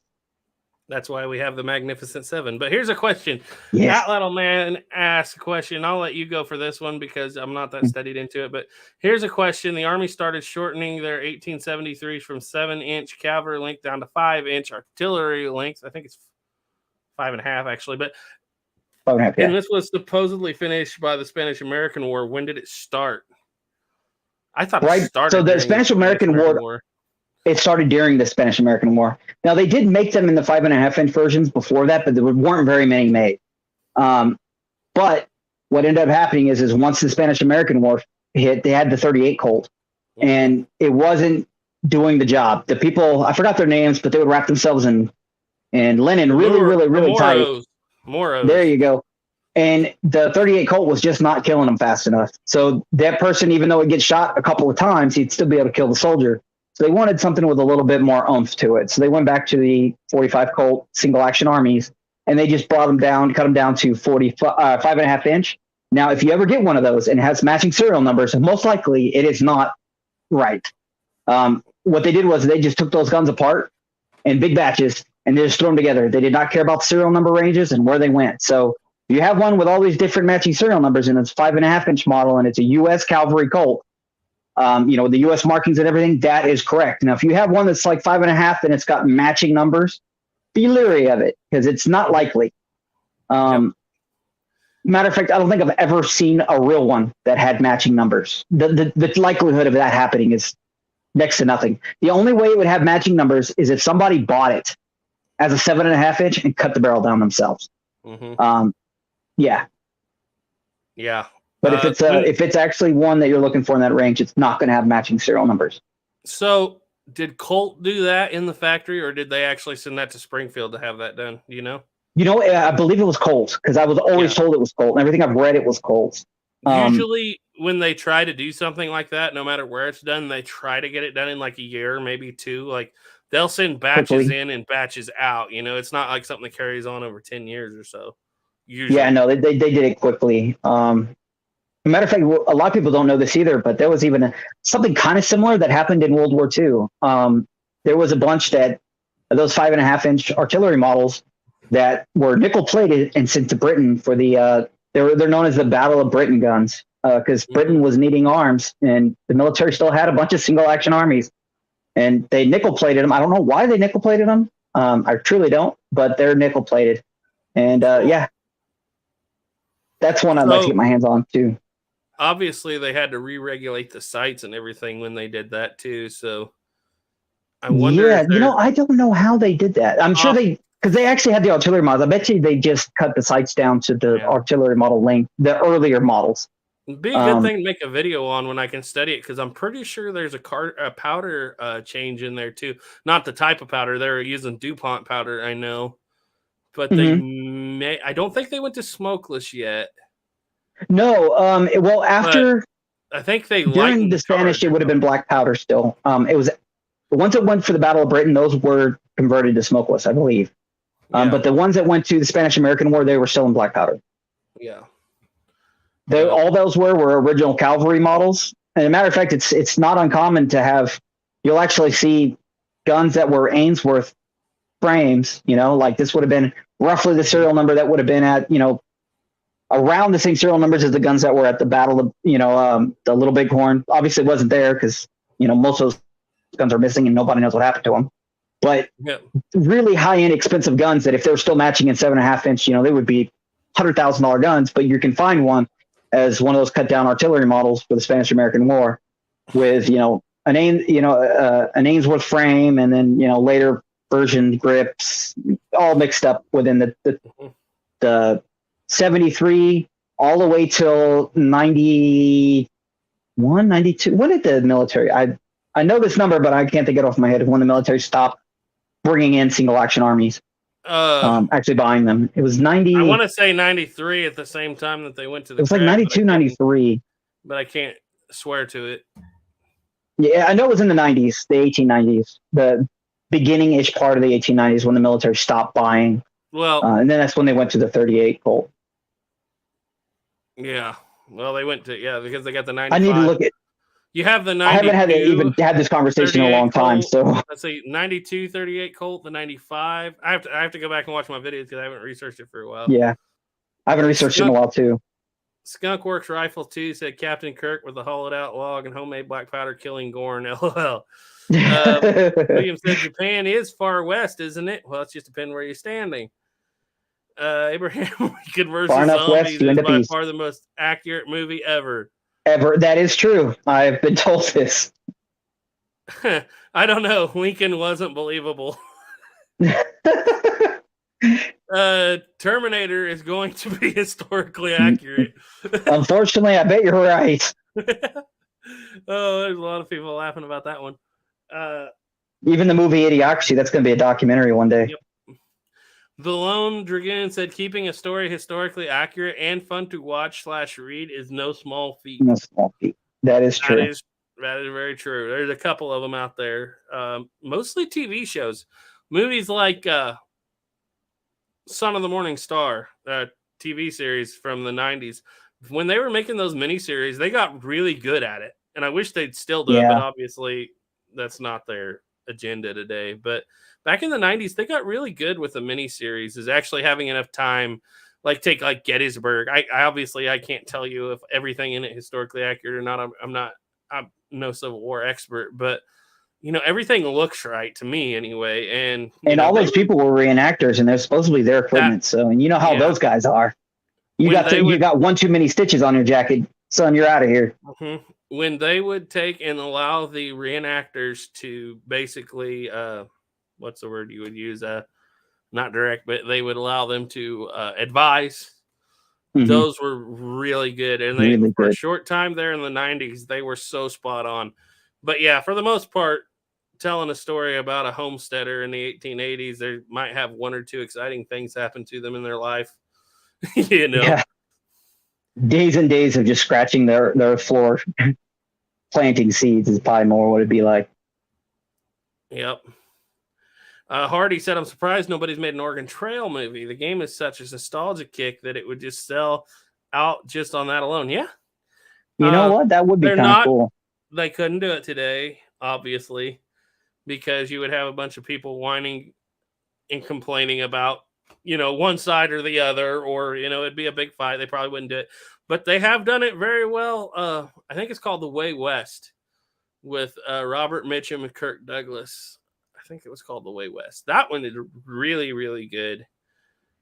There's a few good Oregon Trail shows, but yeah. I figured you'd have a lot of people mad because there's no like LGBT representation. Well, where's the trans people at on the Oregon Trail? Yeah. Just go on YouTube and find a historic audiobook. One I can think of is Days Crossing the Prairie in the 1860s. There's an audiobook on that. It's a famous book written in the time. And just take a look at the comment section and you could see what the reaction would be like if you tried to make something like that now. Maybe somebody will, but it won't be accurate either way. It's just too much infighting about such things nowadays. William said, my wife always mentioned Oregon Trail. Rip. Sorry about that. Hardy said, sounds like a sandwich. I don't know what you're talking about. No, I don't think you guys understand. They put protective coating on the wood stock for oils, and it's a plastic-like cutting and actually peels off. I'm not talking about the color or linseed oil, etc. Well, no, I know what you're talking about. I've had a lot of those. It's like a lacquer, isn't it? It's kind of like that, yeah. It's like a shellac, depending on what the gun is. But yeah, I usually take that off. Does anyone know when Pieta Smith carbine restocks in stores? I have no idea. No idea either. It's one of those things that it's probably just as cheap to go buy an original. Yeah. To be honest. And I promise you'll probably have a better experience with an original too. Yeah, it said they use varnish.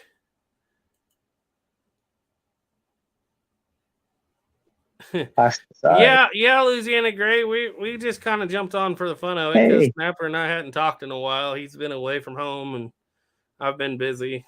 And our days of doing this are numbered until July. We have 2 more live chats, both of them on Saturday, lined up until the 3rd of June, I think, and then we're done until July.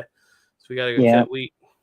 I might try to do something during that time, but we got to figure out how to do it. Yeah, Snapper probably be hosting the show. Yeah. Let's see.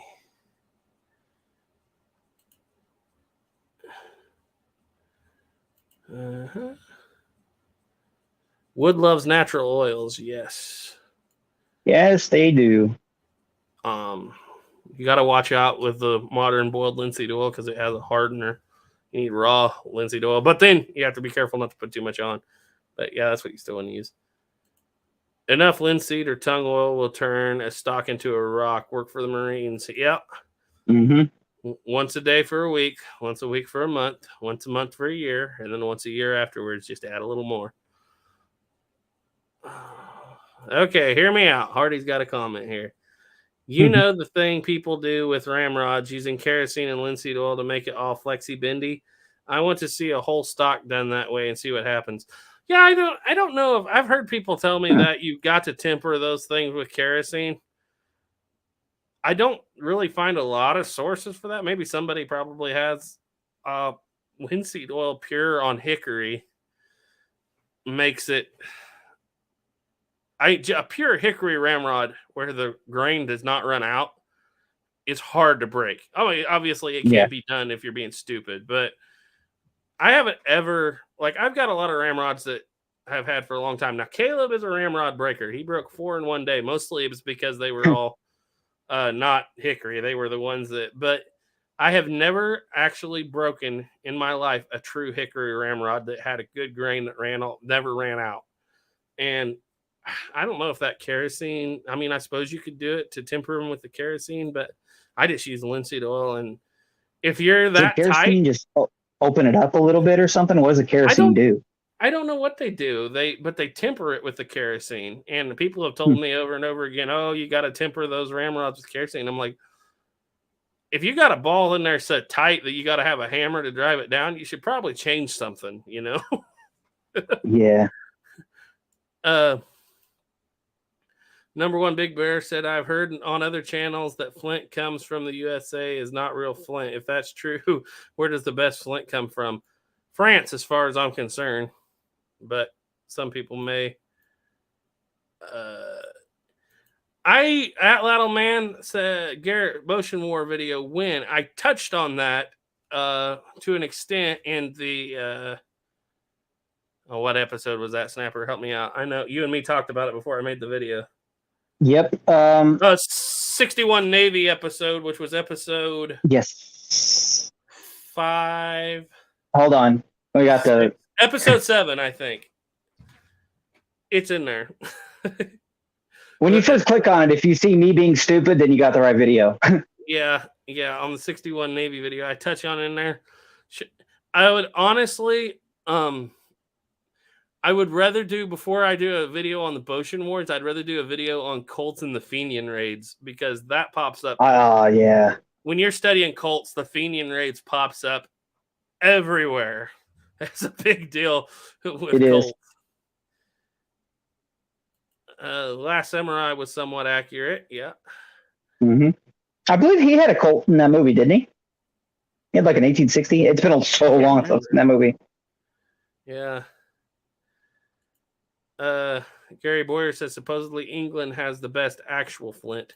I don't know, because to be quite honest, the American flints that I generally get are okay, but I agree with you there. The French flints are good. Maybe the English ones last longer. I don't know. It's all kind of relevant, whenever if Flint's a Flint. I don't know enough about Flint to even say anything. Yeah, I'm like, is that rock of Flint or is that rock of Flint? Yeah. You'd have to talk to Ethan. He's the big Flint guy, but every Flint that I've ever got from Track of the Wolf seems to work pretty good for me, and I usually get English flints from them. So, but I've heard a lot of people, I've heard a lot of people tell me that French flints are better, but I don't know. Let's see. Louisiana Gray said, "Good evening to you, Snapper." Good evening, sir. Lone Dragoon said, "Tom Cruise's character in Last Samurai is supposed to be Jules Brunette, however you pronounce it." But the Flintstones are all American. Yes, sir. Hardy said, talking about those nickel-plated guns, maybe they plated them for protection against England's rainy, wet climate. It's most likely probably why. Number one Big Bit said, every movie is great except when they put Tom Cruise in it.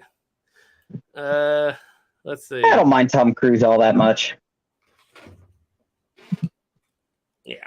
You know what? I just got notified on my phone that this chat's going on. Hey. Good old YouTube. Jeeves said, well, apparently Alec Baldwin's Westerns are historically accurate, even down to the ammunition. That's pretty historically accurate ammunition. You can call me butthurt, but I'm still mad about that whole situation that they dropped that. That is just, that wouldn't happen for anybody else in the world. Mm-hmm. That little man said, I knew the reenactors who were in Gettysburg and they loved it. Yeah. And Son of the Morning Star is the same thing. Turkey Creek 1823, his channel, you go check it out. His father-in-law's in that. We talked to him about that a little bit when he was on there. And his father-in-law is the guy with the long curly mustache.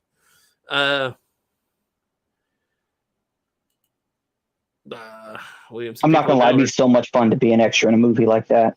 Oh, that'd be so much fun. Yep.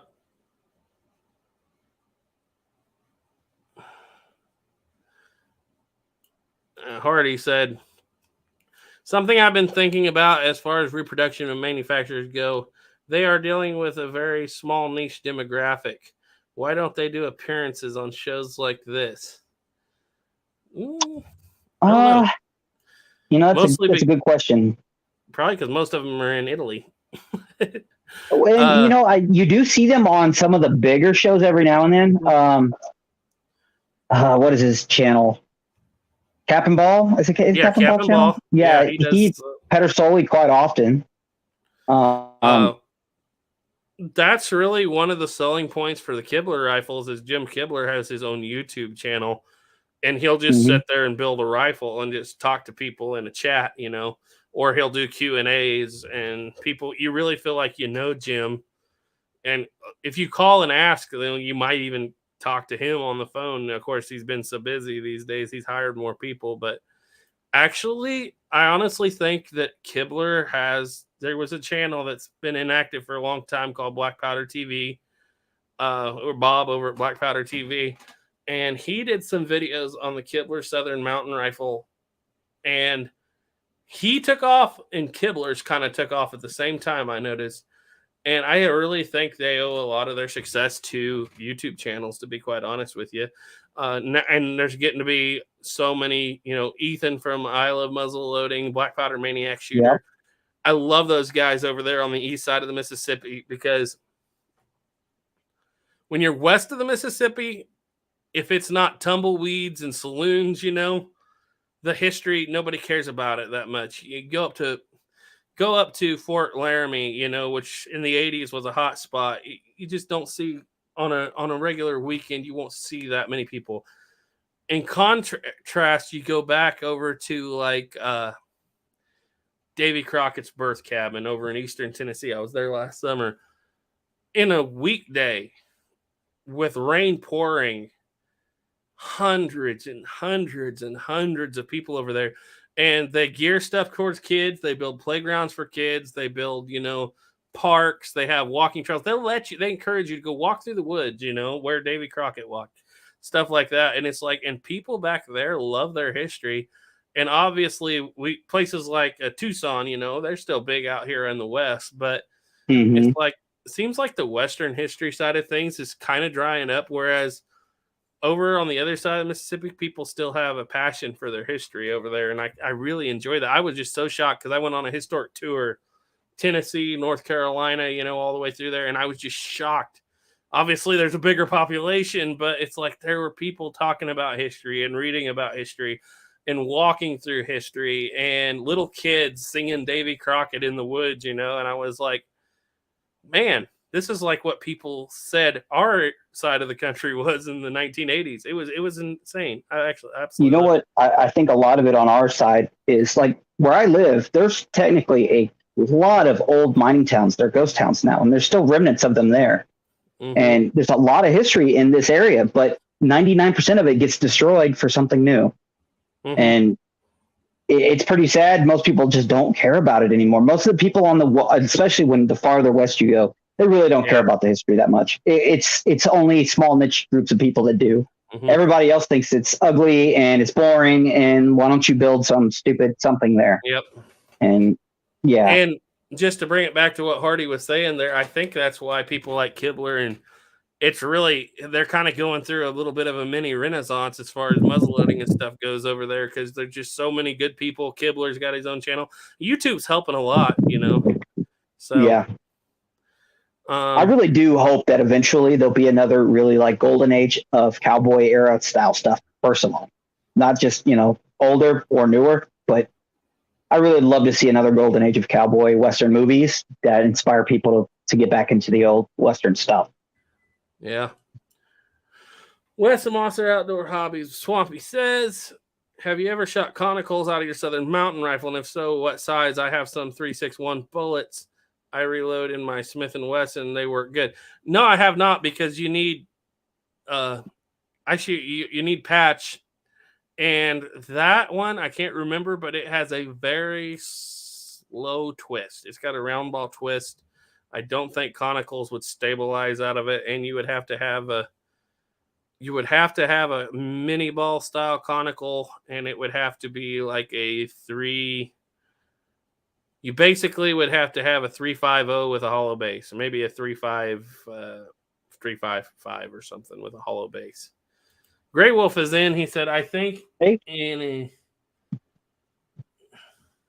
syntactically view, Flint is technically the type of boy, Grey Wolf. You got me on some of these words that is found in England. Those are big words.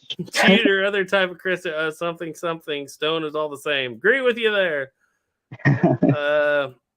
Cap and Ball was a national rep at Target competitions, though something of a celebrity and has an inside type connection. He does. Yeah. But I honestly think I kind of feel like in a weird way that Pedersoli's got out of touch with their base over here. And like I said, if they don't watch out, Kibler's going to smoke them if Kibler ever decides to go start putting out a lot more stuff. Because or at least bring their prices down. Yeah, that'll be at least nice too. When you can buy a Kibler Southern Mountain Rifle kit that takes you, like I said, a couple days to put together for $1,100, and you can't buy it, and that's a rifle, a fine American rifle with American wood and American steel, and you can't touch a Pedersoli smoothbore brown best for $1,600. Something's up. Something's going to change. And those Kiblers, man, they're really high quality made parts. They are. Everything's made on CNC, like really high quality. I went out and put 100 rounds through mine yesterday. Didn't even take the camera or anything. Just went for the fun of it. No, it was a blast. 100 rounds through it and had one flash in the pan the whole time, and that was with homemade powder too. Good. So it was, and it was rolling. I was having a great time.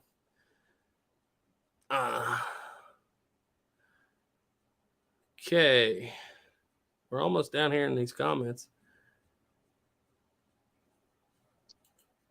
Lewis and Clark have an on-again, off-against resurgence in the West. That could be. Try being Alaska doesn't have much for history. No, but you are still in an area where you can make 19th century history. I lived there for 5 years. I like Snapper was in Alaska for a long time. There is history there. I mean, there's actually some really sad history up there. You have mining history. White Earp was in Nome. There's at the Aleutian Islands. There's some World War II history that's just heartbreaking to learn. Some of the worst atrocities of the war happened on the Aleutian Islands to American soldiers. There's a lot of history there. It's just so cold you never want to do it half the year. And the next part of the half the year is just slightly raining all day. You feel like you're in like Washington State or something. William Schlosser said, my dirt road was stagecoach line from the Pueblo to Fairplay. We still use the well at one end of one of the stations. Cool. That's pretty cool. Grey Wolf said, I finally got me a Winchester 71 and now have a 340A and am on the hunt for brass. It makes it the choice of 5110 a natural choice for my rolling block. There you go. There you go. That Lattle Man said Pedersoli is definitely out of touch. The Lone Dragon said, I'm big Civil War, middle 1800s European history nerd. I'm getting into Japan recently, though. Cool. There's a lot of history there. I like to step out of the stuff I read all the time. I've had so much fun stepping out of Colts and going over to Springfield. It's not even funny. It is nice to get out of it every now and then and find an entire different world you knew nothing about. Yeah. Has a rolling block, or he had a rolling block he wanted to make into a buffalo rifle, could not decide on the caliber.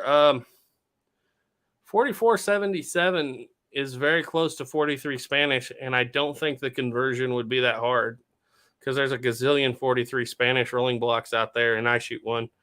I don't even know if you actually have to change it. You would have to change the wood on the front, and I don't know if you want to do that, but Grey Wolf said, but it's all relatively recent history. Yeah, in Alaska. Yeah, White Earp wasn't too recent. Yeah, that was quite a while back. I know there are. He got his gun took away from him in Nome. You know, if you ever want to like learn some cool stuff, go to some of the Alaskan natives and learn about some of their mythology of things that the reason why kids shouldn't go into the woods. That'll scare the crap out of you. I love that stuff. And I forgot the name of this thing. They won't even say its like full name, and they're terrified of it. Like Yep. So terrified of it, they're not even allowed to say its name. It's not even a Wendigo. There's another deal. I know what you're talking about because for a long time I was really deep into French fur trading history in northern Canada. I call it Canada still. Canada. But there was a lot of that going on there. And Alaska and northern Canada is where you really see the end of the flintlock. So it's really weird because it's like 1913 and cap locks are just getting up there, but flintlocks are the natives are still armed with flintlock. It's a very strange time period to think about. Hudson Bay Fur Company mailed its last batch of cap lock Northwest trade guns up into that area in November of 1913. And I was just like, wow, smooth bore trade guns. Yeah, there's a lot of really interesting history there. Some of it, but there's actually a lot of really spooky history up there, like especially if you go through the native side. Mm-hmm. And it's beautiful up there. It really is. Yeah. We come to Texas, boys. We love our history. Yeah. Hmm. Yeah, I've been down there and seen quite a bit of it. Boy, I never how bad I want to go back home. I want to go back home to Texas so bad. Hardy said, I'm going to be selling a camper soon. We'll probably use some of the cash by sharps. Any experience with which one to get, what is available? I'm going through that with you right now, Hardy. I've never actually owned a sharps. I've owned about everything else and shot it extensively, but right now I'm on the hunt. So I've been doing a little bit of the research on it, and depends on what era you want to cover. Like for my era right here, like I said, kind of at the first of the show, 50-70 in a sharp seems to be pretty common for 1872 here. 44-77, a couple of those others, 40-70.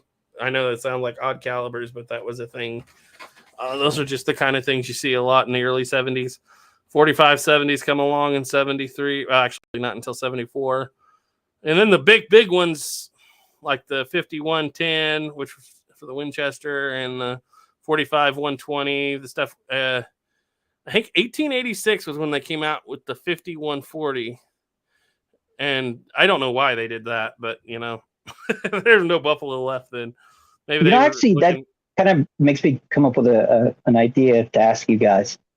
What's that? If you get a gun you want, should you get it in a historic caliber that, even though it's hard to get, it's more accurate to whatever time period you want, or should you just get something that is caliber that's easy to get? I kind of lean towards the rare, weird calibers, because once you learn to reload it, it's not a big deal. Yeah, that's what I was about to say. When I buy a gun anymore, I literally look at the reloading dies and the brass and just add it in as part of the purchase. Same here. What I'm going to spend. I used to go, well, I want a caliber that I already can reload for or easy to get. And I'm not that way anymore because I've learned to have a lot of fun with some of these weird calibers.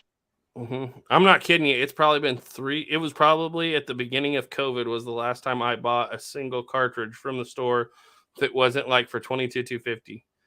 I don't buy it at the store anymore. I buy shotgun shells and that's about it. The last time I bought cartridges was for 45 Colt, and that would have been 2019. The last time I ever bought 45 Colt, too. I was already reloading for 45 Colt, but I was like, one day I was going through a bigger town, and this was in the middle of COVID, and I stopped at a gun store, and I thought, well, just for the fun of it, I'm going to buy a box of Fiocchi 45 Colt, so I have a little more brass on hand than I have on. And this was just cowboy load Fiocchi, $125 a box. Yep. That was the last time I even looked for cartridges.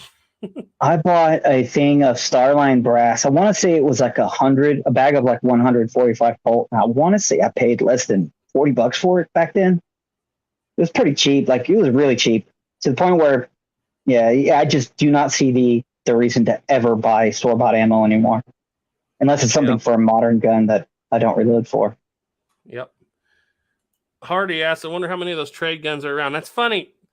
When you do the research on it, I can't remember how many, but well over 1 million of those were made in the production runs. They were made they made some of them in America.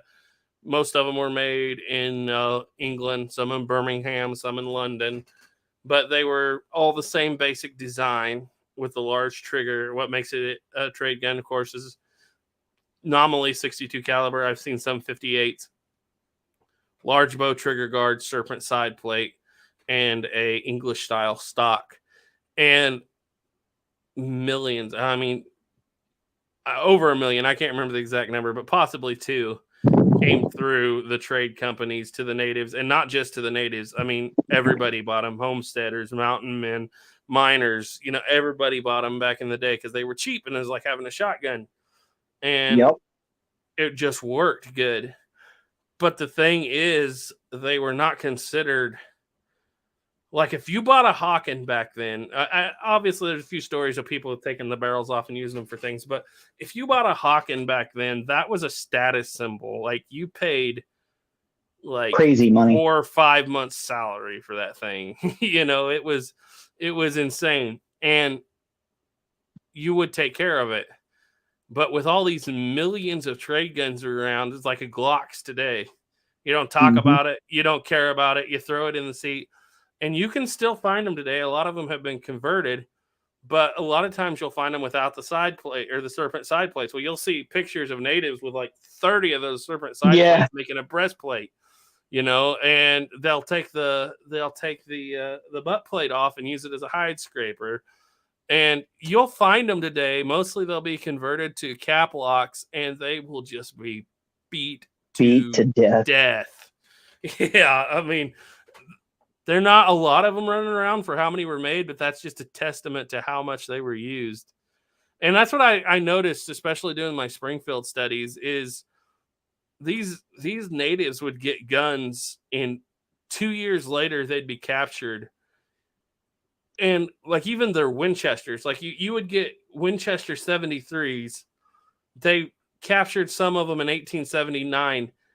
None of them were working. Like, they were single loading everything that they had for Winchesters after about a year because they had no supply chain to fix their parts, really, and they they lived outside with them. And when those natives have guns, they use them so hard and they live such a rough life. They got like a 5-year life expectancy.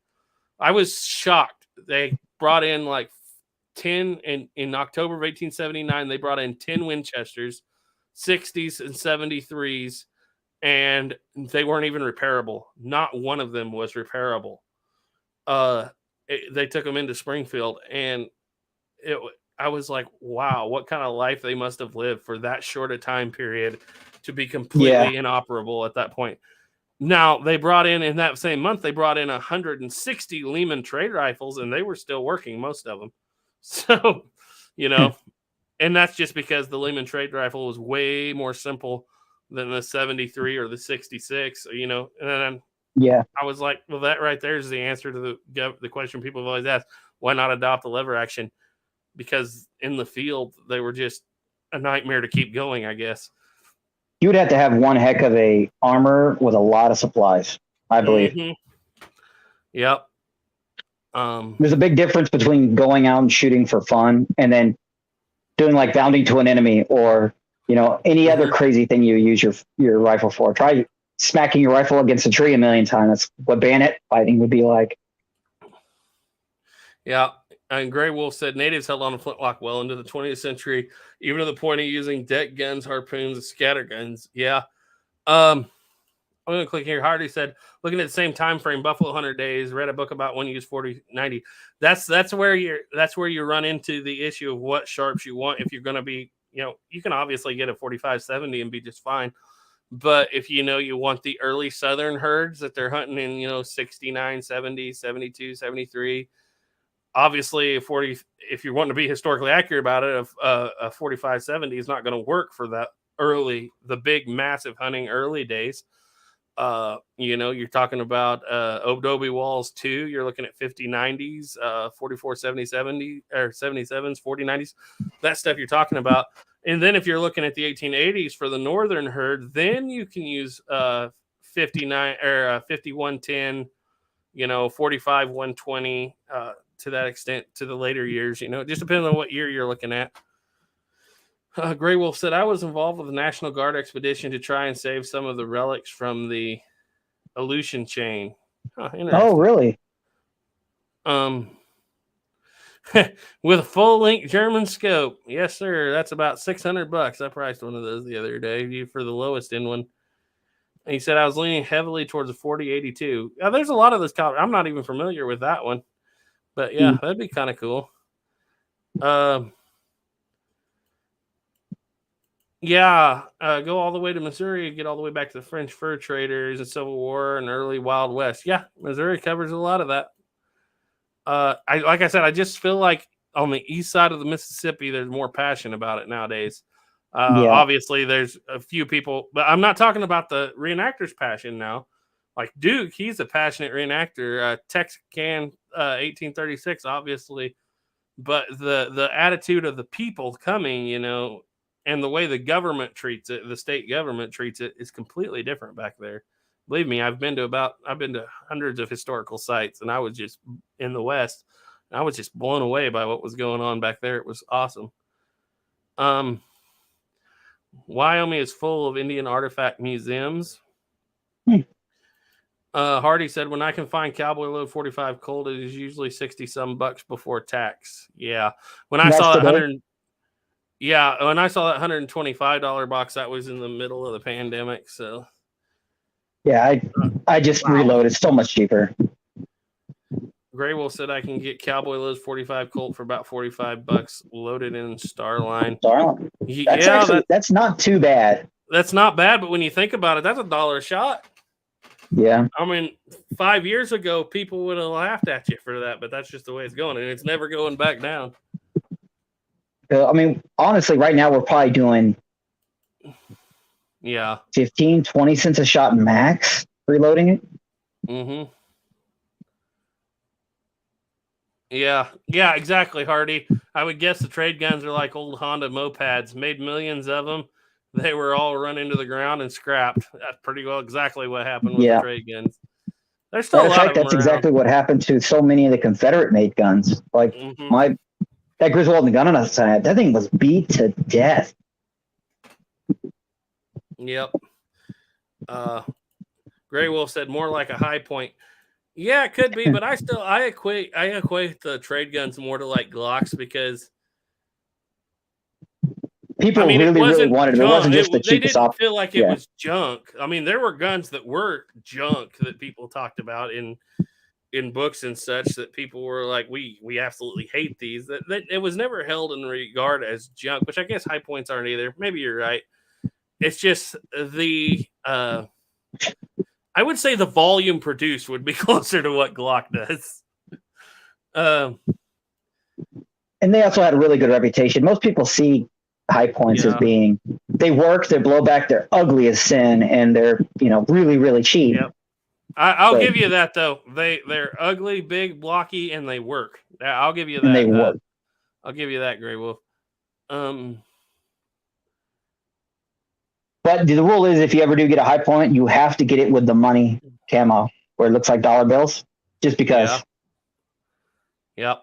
I'm going to try to get down through here, guys, and catch up. I'm sorry if I missed some of yours, but I'm looking for kind of a question. Well, I mean, Gary Boyer, they did have, bear grease and stuff like that because they obviously lube patches for muzzle loading rifles. They had lubes. They knew how to clean. It's just when and you'll see this in the cavalry too, especially with like 73 carbines. When a rifle lives on horseback, it doesn't take long. And like I said, no parts. And so you will find the craziest things. I saw a Springfield Trapdoor rigged up with a Hawken double set trigger, but the back trigger didn't work. So it was wired into the back position. And they didn't have parts, so some of the stuff they rigged together was insane. But they made it work, I guess. But I just thought it was amazing that their muzzle-loading rifles were still going, and they had a lot of them, and they were still working in the 1879s, whereas the Winchesters gave out on them in just a few years. Thing to think about too is those like a flintlock rifle. You can make almost every single thing on that thing with just a regular blacksmith. If you were going to repair a Winchester, you're going to need probably a lathe.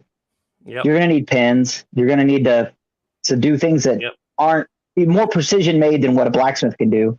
Yep. And flintlocks are two springs, and super there simple. are literally, like we said, millions of trade guns already out there. So, your buddy wore his out last year and got a new one. Now there's a couple springs possibly, or a piece that's still laying around on that one that you can use. So, and you might have to finagle it a little bit, but you might get it in there. Kind of going down here to catch up. We're about caught up. Grey Wolf said, "What is an average 44 Russian worth?" You'd have to ask Ethan that. I can't remember. We've bought a couple of them, but they're getting up there, that for sure. I think $1,300 or so is what we. I would say between 1,000 to 1,500 is probably a decent price on those today. I think personally, I'm not too big into them either. I would say ask Ethan. Yeah, but I think that's probably about right. We've bought a couple of them, but we buy so much stuff I can't remember how much we give for what. He said he found one with a bob guard, nickel plated with ivory grips. And I've been loading it since the 80s, but once in a while I just grab a box. Oh, you're talking about 45 Colt, yeah. 1 in 48 in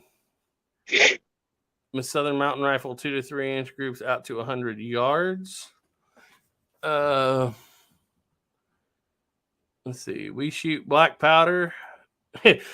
We shoot black powder. We always reload. Exactly. And it's got to where I don't spend any money because I make my own powder. I cast my own lead. Only thing I got to pay for nowadays is caps and primers. Unless I'm using a flintlock, then I don't have to pay for that either. Yep. And if you're really, really cheap like me, you can even make your own caps. Gars of Logs is in. Hi, Garza. You said, "Hey, good day, fellas." Hardy, there are a set that they made a run of they weren't sporterized rifles per se. Well, they technically were, but the government there's a set of sporterized double set trigger trapdoors that were done right out there. They're very, very expensive nowadays and very rarely show up. They only did them for, I can't remember who did them. The company did them, and they did them for, basically the government sold, I want to say Schuler, Hartley, and Graham, and who's the other one? Kittredge. It's one of those two. The government contracted to sell them a bunch of parts in the 1870s and 80s for a couple hundred rifles, and they bought them, and they made fancy target rifles out of them. And there's only a handful of them. And there are some like that, but this is, let me see if I can find it very quick, just for fun of it. I think it's in this book right here. If I can go back here to Indian trade guns, this is in the real Trapdoor. I'd call it the Bible. There's two books. I have one here by Frasca, kind of the authority on trapdoors. But let's see, trapdoors in the Mexican Revolution.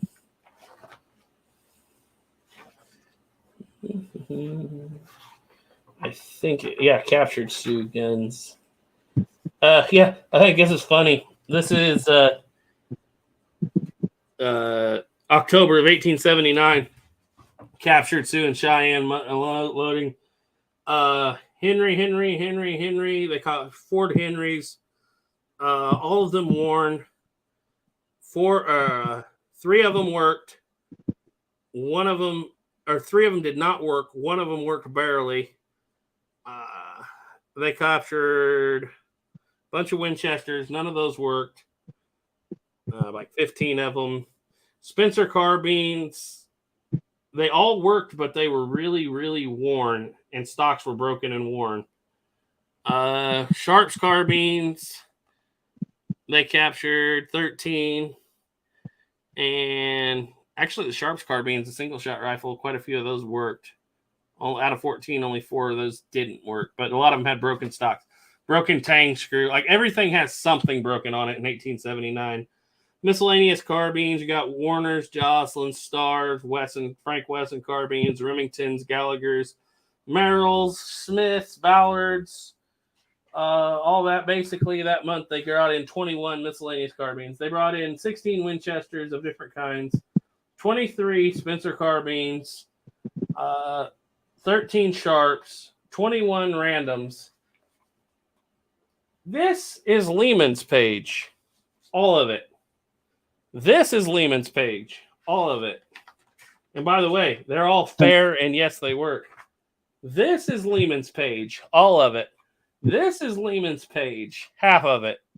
So in 1879, when we talk about all the natives using, and these are Cheyenne and Sioux captured guns, and we talk about all the natives using Winchester repeating rifles, which there were obviously some at Little Bighorn.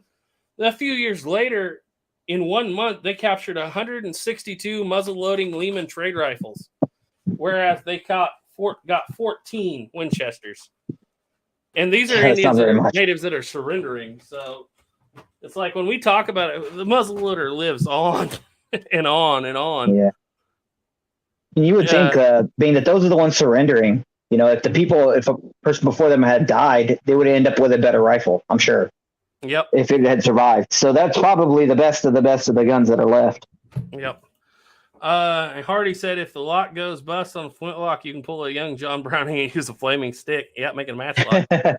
Grey Wolf said father and his brother used to gopher hunt with an external 22 hammer 22 with a busted mainspring.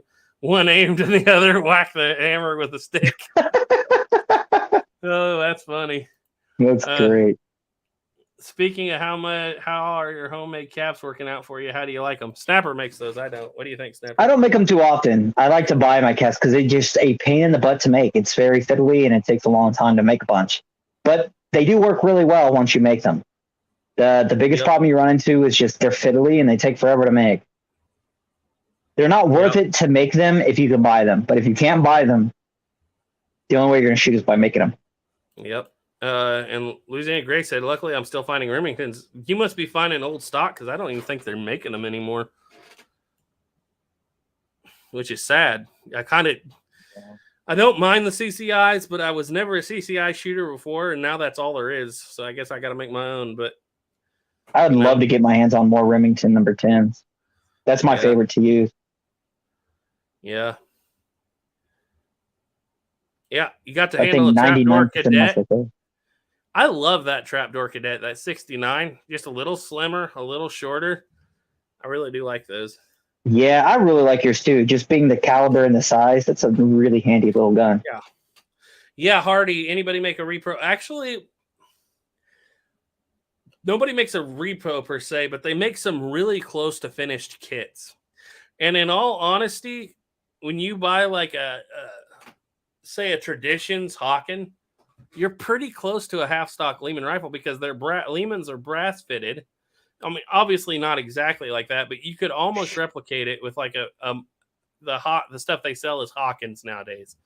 But yeah, go over and check out Turkey Creek 1823. He did a build on a official built one, just like the originals. And you know, it's just, if you're going to reenact anything native of that era, it's pretty good to have a trade gun or a Lehman trade rifle. That's what they are. Atlatl Man said, muzzle loaders, the AK-47 of the Indian Wars. Exactly. Yeah. Muzzle loading should be a prerequisite to all shooting. You learn to prime, load, bullet weight, and shape. Yes. Agreed. William said, hold on, I like my AK. There's nothing wrong with that. I like my muzzle loaders. Skunkwork said, Snapper's cap making took me back to the days when I made me a spoke cannon out of a bicycle spoke and birdshot. Yeah. Hardy asked, I wonder why the cap manufacturers didn't just decide on the standard size range and make the sizes. I'm tired of having to use my stash of Remingtons because that brand is the only one that fits on one gun. That's a good question. That is a darn good question.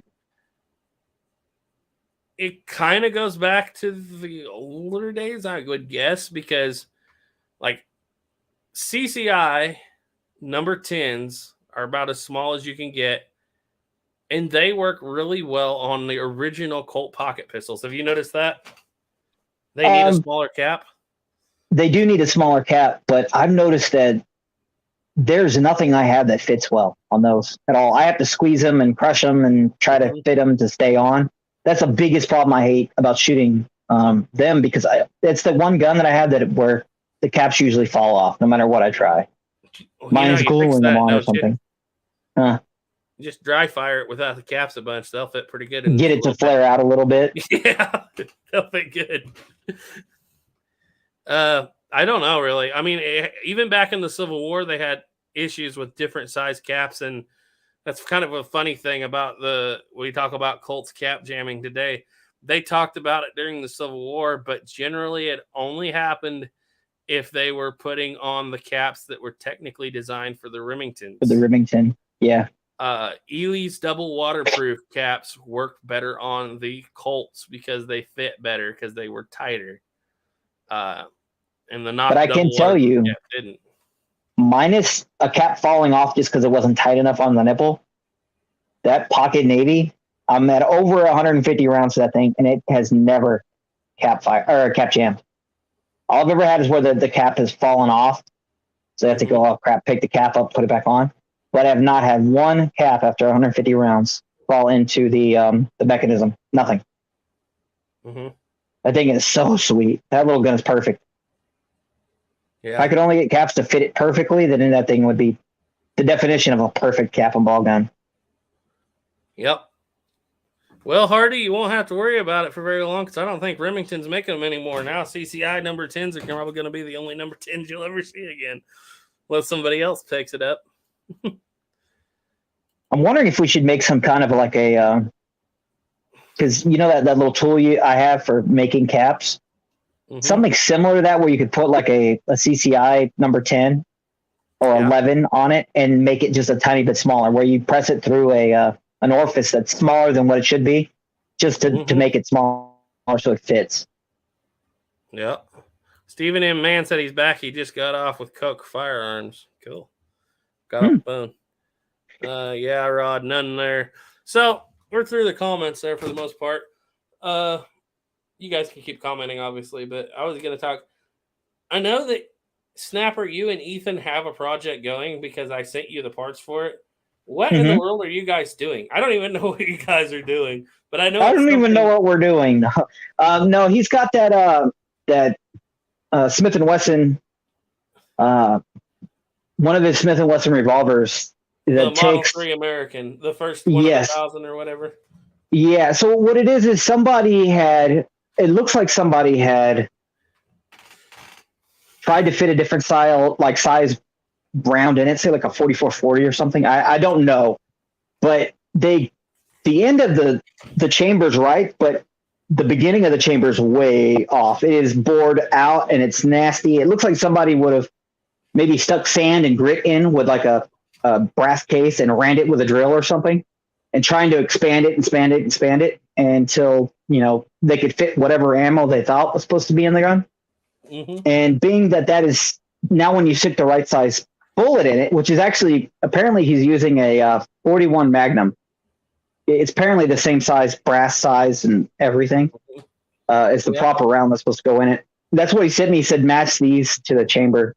So basically it's going to drill out I'll put that cylinder in my lathe or my mill, probably use the mill, and drill it a little oversized and then ream it a little oversized. Then I'm going to get some metal that's cut to that exact same size, so it's a press fit all those in. And then before I press them in, find the center of each one of those rods before I press them in. And so, you have the perfect center there without having to try to guess where it's at. And then re-drill it and then ream it for that 41 Magnum brass size, because it's supposedly the proper size. So that's all that matters. As long as that fits in there nice and snug and right. Yep. And then once that's done, I can send it back to them and it's good to go. Yep. I was just going to point this out. I was going to show you this before I got sidetracked a little bit ago. This is not the one I was thinking of, but this is one of them. It's got a plain double set trigger with the rear trigger removed, and the whole trigger assembly is held on by rawhide. This is an 1868. Obviously, the trigger they had wouldn't work, so this trigger's strapped in there with rawhide, not screwed down at all. No trigger guard, nothing. And the front sight, as you can see, is very crudely filed out and has a sight put in it because they cut the rifle down. And the interesting thing about this particular rifle is it's had its firing pin traced, and it was used at the Battle of Little Bighorn. in this condition. Wow. They captured it right afterwards. And yeah, so 5070 and 1866 or 1868 Trapdoor used at the Battle of Little Bighorn. So this gun had to have only been about 5 years old at this point. And it's got all that already done to it. Yeah. Yeah, it can't be it could be anywhere. I get it's if you look at it, it's a later 68. And they technically made 68s all the way through to have to look either 70. I don't know if they made I'm not going to lie. I'm extremely curious to see what the rifling in that gun looks like. It's less than 10 years old. It had all that done to it already. I wonder how bad the rifling on those guns were when they were turned back in. I'm wondering if they were actually properly at least kept the bores clean, or if they just meh. Yeah. Those kind of people. Well, my car's only good for like 4 years, so I don't care how bad I destroy it. I'll just get another one. I wonder if that's kind of how a lot of those guns were. Yep. Exactly. That's exactly what it was. And we've been going for 2 hours and 15 minutes. We say we run it to 2.5 hours and then call it a day. I'm enjoying this. This is fun. You got another 15 minutes. We've ran between 30 and 40 all night, doing pretty good. Still running 30. So nice. Okay. Hardy said, let's see. We've had quite a few comments here. Rod's Vintage Gun said, same as large rifle primers. What you find now is upwards of 600 to 1,000 for 1,000. Yeah, I've been dirty little secret. I've been buying the Magnum primers because I find them cheaper for large rifles, and they still work. Yeah. I've heard you could use. It's either I think it's large pistol primers large rifle primers are like you can actually. It's either large pistol primers or large rifle primers or small rifle primers work in like the large pistol. It does. None of them they work, but I don't know much about that. We've done it, but some of them don't set in far enough and will actually like on a single action army. Sometimes you'll get them all to go through, and sometimes you'll get one that hangs up because they're just a little too long. Gotcha. So if you modified the brass just a tiny bit, you'd probably be able to use it just fine. I think you would be able to, yes. Hardy said, I have good luck using large pistol primers for 4570, 3840 black powder. Haven't been able to find large rifle primers anywhere. Yeah, that's what I said. I've been using the Magnum stuff because I've had a little better luck finding that on Gunbroker. If I can find 500 on Gunbroker, they're expensive still, but if I can find 500, it'll last me a long time in single shot rifle. That is one of the nice things about these single shot or single action style guns. You don't go through ammo that fast. Yeah. Woohoo! Hardy just got 1,000 for $100. You lucky. That's it's sad to say that's lucky. That used to be $30. Yeah, I know. That used to be $30. I know. Yeah. God, I wish I could go back to those days and buy 10,000. Stephen M. Mann said, I've come up with a sizer for percussion caps. Not sure how well it'll work on a manufactured cap, though. Interesting. Something like that would be great if it works on factory caps. Let us know what you find. I'll buy one if it works. I was thinking about the idea of making a punch and a die to run, almost like how a bullet sizer works, but for caps. And seeing if I could get that to work on like CCIs or whatnot, just to make them a little bit smaller so they can actually hold on to these, especially the original Colt nipples. Yeah, everything Black Powder said. I've used small pistol primers in place of small rifle primers. Worked well in 30 carbine. Hardy said, small out of the way pawn shop in Ohio had lots of reloading stuff. Cool. There in probably 2015, there was a gun store about an hour away from me, and used to be a really nice little gun store. And the guy carried about half of it muzzle loading equipment, half of it was regular stuff. And this young guy came in and bought it, and he was talking to another guy that was there in front of me. I was in there looking for something at the time, and he was talking to the guy, and he's like, the insurance won't allow me to sell all this GoX powder anymore. And he's like, I can't sell it. And so I was behind the guy in the line, and he said, "There's 20 pounds of Goex over there." He said, "You can have it for free if you shoot black powder." Oh, And he also said, "There's 5,000 caps. If you want that, scoop it up too. Remington's. You can have it for free. I can't sell it because the insurance won't allow me." I was standing back there. I was like, "Hey!" hey. But that was just the way things were going, and nobody. It was that time when everybody was started selling Pyrex and stuff. It's like, and he had a whole stock of Goex powder, and he just bought the store from the other guy, and he didn't even attempt to sell it. And I was like, I can't believe he's still in business with that kind of attitude. But yeah, I was like, okay. Thousands of Remington caps and Goex powder just went out the door for free. And I was like, hey, is there anything else left over there? Nope, nothing. That's a main reason why we can't find any real black powder where I live is you have to have it in like a magazine and all this other stupid requirements that makes it just not possible for these companies to do it and be profitable since nobody really buys it. So they only sell Pyrex. Yep. Turkey Creek 1823 just showed up. Yeah, we did an impromptu tonight, Turkey Creek.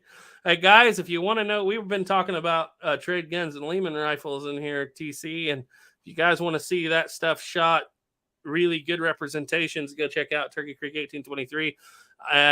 Hardy was asking Turkey Creek if there was anybody making an actual Lehman reproduction. I said no, but I know a guy who has made some, but you got to build them from a kit. So, yeah, guys, go check out his channel. And Stephen M. Mann said he got the cap former to tighten up the folds on homemade caps. Texas 1836 said, I've had issues with CCI 10 and 11 on my Uberti 51 Navy. I believe it may be the hammer spring. Any thoughts? Hammer spring. Yeah, but at the same time, I have videos of me shooting a completely unmodified Pieta 51 Navy, and I will go through on the videos that I used on that particular Pieta.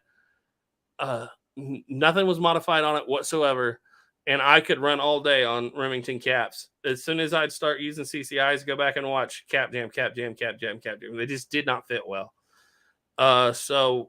But at the same time, yeah, get a heavier spring and it'll make just about everything work. One thing I've noticed too is some of these guns, their nipples are far too big, the touch hole.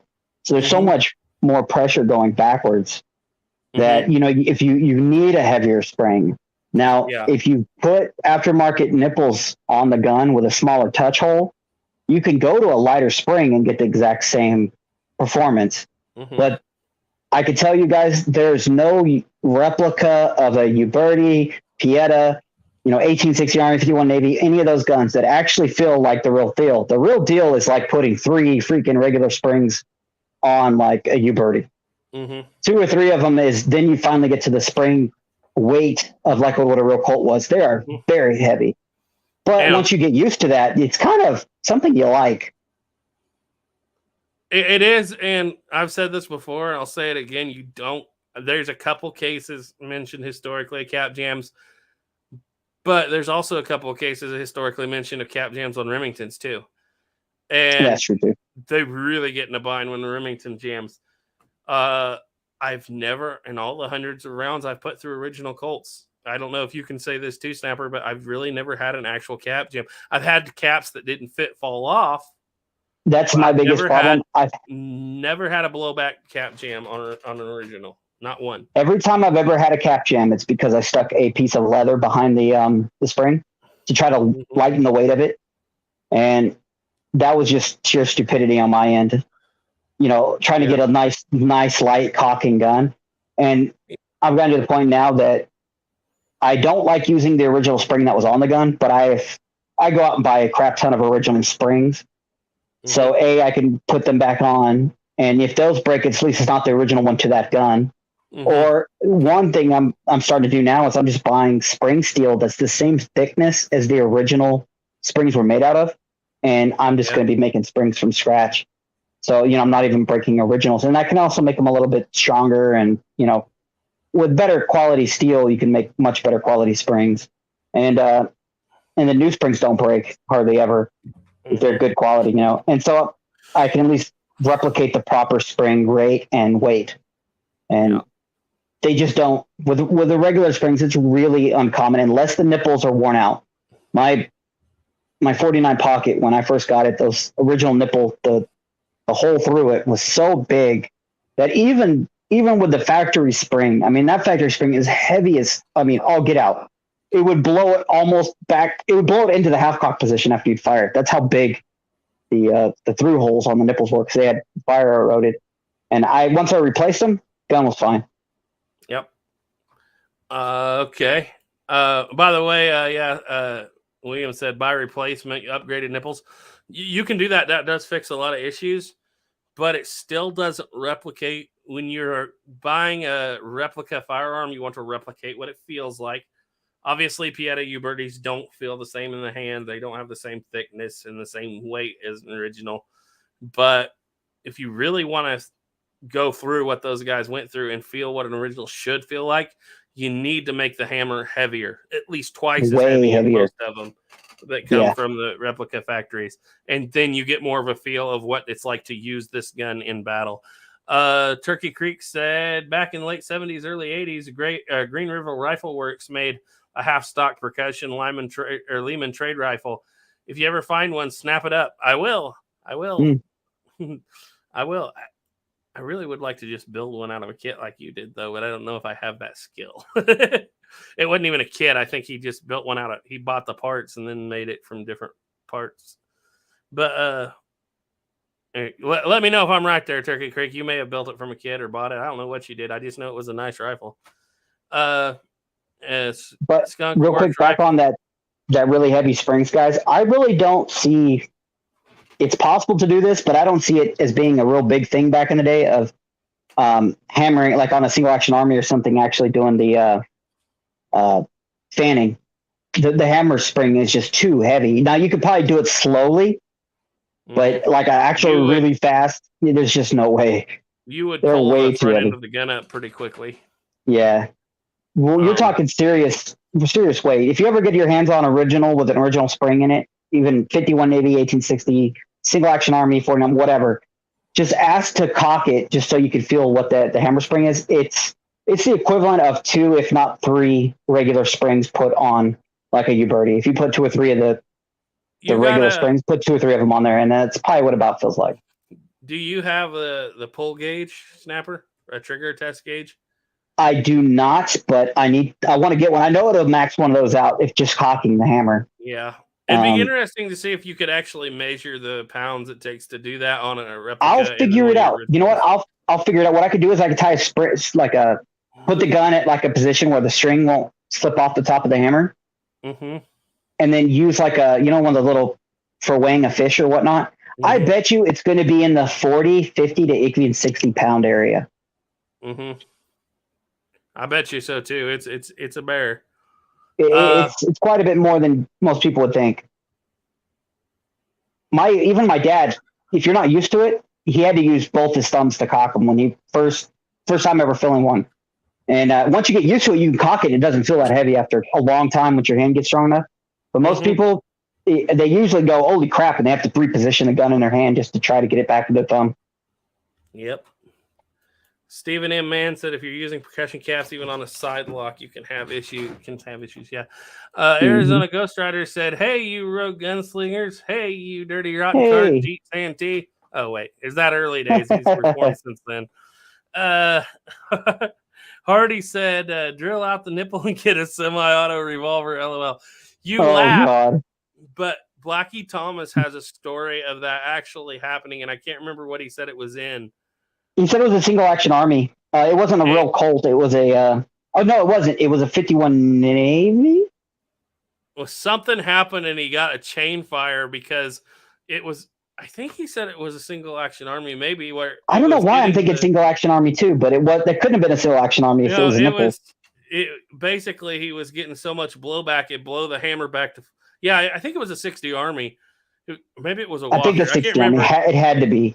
But he was getting so much blowback, it blew the hammer back to full cock, and if you hold on to the trigger, it just... it would act like a little semi-auto, full-auto pistol. I think it would only work a couple times, but that guy said I got a full auto revolver, single action revolver. He said, "What?" So they took it back to the back room to try it. Sure enough, got 3 shots off in one squeeze of the trigger. Green Gnome said, I have one of those 1858 revolver carbines that is total junk, made out of cast steel alloy, and the time is so bad I can't use it. The weight is not correct, not very light by comparison to originals.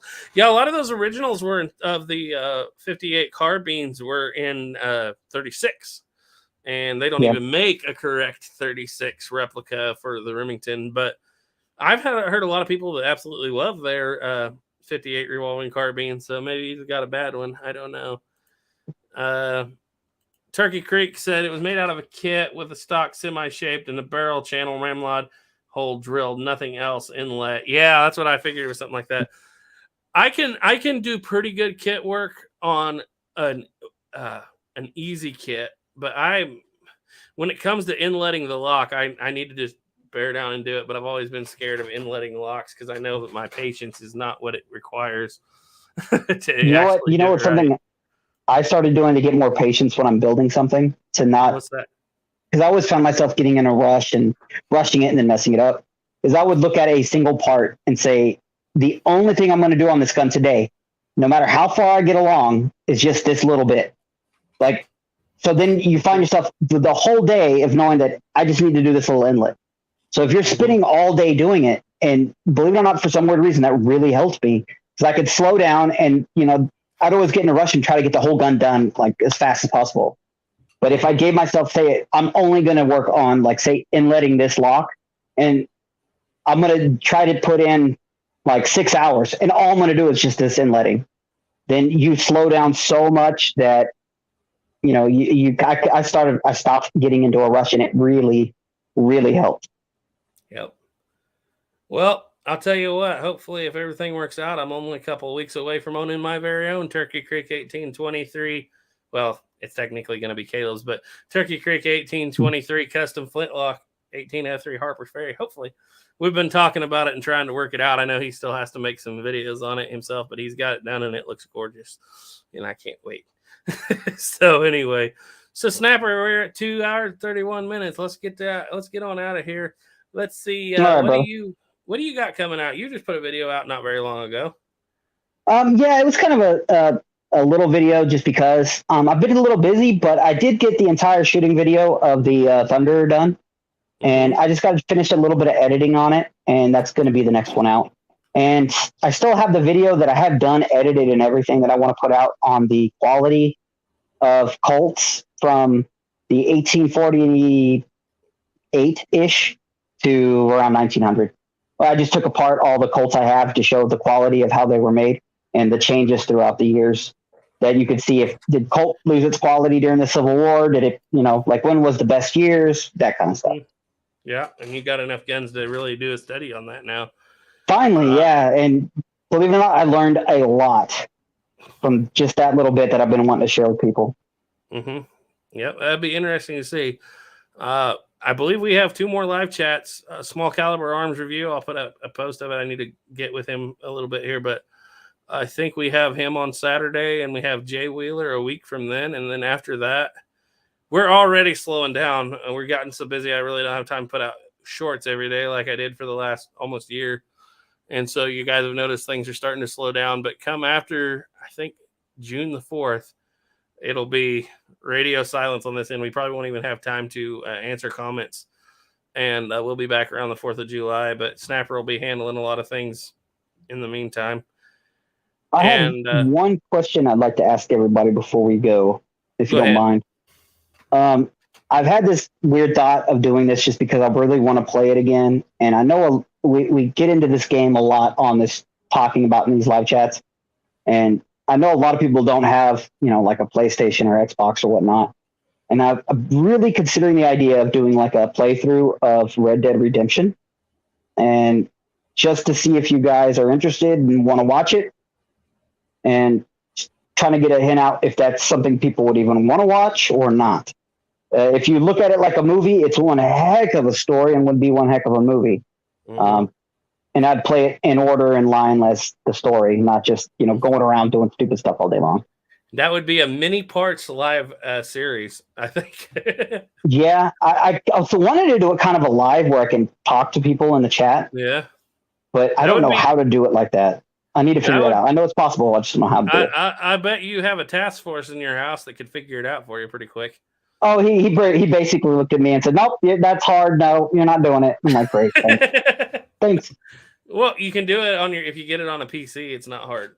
I don't think. Yeah, and I just realized I have a, because I really don't have any real computers, but I realized, going through my dad's stuff, that I got a computer that actually will run it. So task force is trying to keep you from digging a hole. He's saying, yeah. No, that'd be interesting. It'd be a great story, and I'd watch it. I'd probably do like a bunch of like 1 hour long videos of the playthrough of it. And if what I was thinking about doing, because if you start from the beginning of the game, it's kind of slow and you don't understand. Like, it doesn't feel like you're in the Old West because you're in like a snowy area and a bunch of stuff's happening. I'm thinking the very first, like, just as a pilot episode to see if people want to watch it. It's like start off in the second chapter and actually show them what's neat about this game and what is possible. And then say, if everybody likes it, I'll start from the beginning and play all the way to the end. And if people don't like it, then well, I think they will. Yeah. I think they will too. If you look at it like a movie, you'll be amazed how many people watch people play those games. There's channels with million subscribers that all they do is play video games for people to watch. So, and it's not like a game where you're going to die a lot and reset. Right. We're doing it's like you're always going to be moving forward, but it's going to take you. I think it took me 60 hours to complete. 60 hours is about the length that it takes from the playthrough from the beginning to the end. Yeah. It's a long game, but the thing about it is if you die, the way it works in these, it's like a Rockstar game. It's a Rockstar game. It's if you're doing something and you die, it puts you right back to where you were right before you died. And then you play through it. And it's not a really hard game, and it's got an amazing story of the Old West. Yeah. It takes part in 1899, and you're an Old West gunslinger, basically in a gang, and the world's closing in on you in 1899. That's what the whole story is basically about. It's running from the law. That's what you should do in June while we're gone. I might do that. And then just post it on both channels or whatnot, just to see how it goes. Yeah. Holiday Decock said, I'd watch it. Seeing someone who is into the history and Westerns play the game would be great. Yeah, because he'll give you every little detail as you go. Yeah, especially the guns. I love the guns. The guns are amazing in this game. They are good, but if you're like you can clean them. The Cattleman revolver, you max it out, and you get the Auto 5 shotgun, and you don't need anything else for the whole game. Pretty much. Well, the other gun I like to use at the very end, I like the 1899, the FN, and I like the they have a LeMat. Yeah. And double wielding a LeMat's pretty fun. They got a bunch. You got the Mauser. You got the what the heck is the name of that thing? The one Dutch carries. It's a Borchardt. Borchardt, yeah. The Borchardt. Then you got the Mauser. I mean, you got so many cool guns in this game that covers all the ends, and you can customize them. You can clean them. There's so much you can do in this game. It's pretty cool. And the story itself. The story is really good. Just for the this video game almost cost $1 billion to make. Basically, it would be just like it'd be like watching a complete season of Gunsmoke, but with an intact storyline all the way through. Yep. But yeah, it looks like people are really interested in seeing you do that, Snapper. Okay, then I'll do it. If you guys would like to watch it, I'll do it. I was even like, you know what, just because I know so many people who talk about it and they're like, oh, I don't want to go out and buy a PlayStation. I'm not really into that because you're older gentlemen. And so I was like, you know what, it'd be kind of fun to play it just so they can watch it as a movie or whatnot. Mm-hmm. And you can all have it's addicting. What's going on. It's addicting. It really is. Yeah, I'll definitely try to figure out what I need to do that. Yep. Well, if you're ready to get off of here, I am. Yeah, I'm ready to go. Thanks, guys, for showing up on such a short notice. Yeah. 40 people on short notice. Tune in Saturday. I think we have small caliber arms review Saturday night. That'll be an interesting chat. Hopefully we have Duke back, and should be a good show. Maybe have Ethan and Caleb on too. We'll see how it goes. Anyway, trust in God. Keep your powder dry. Bye. Bye.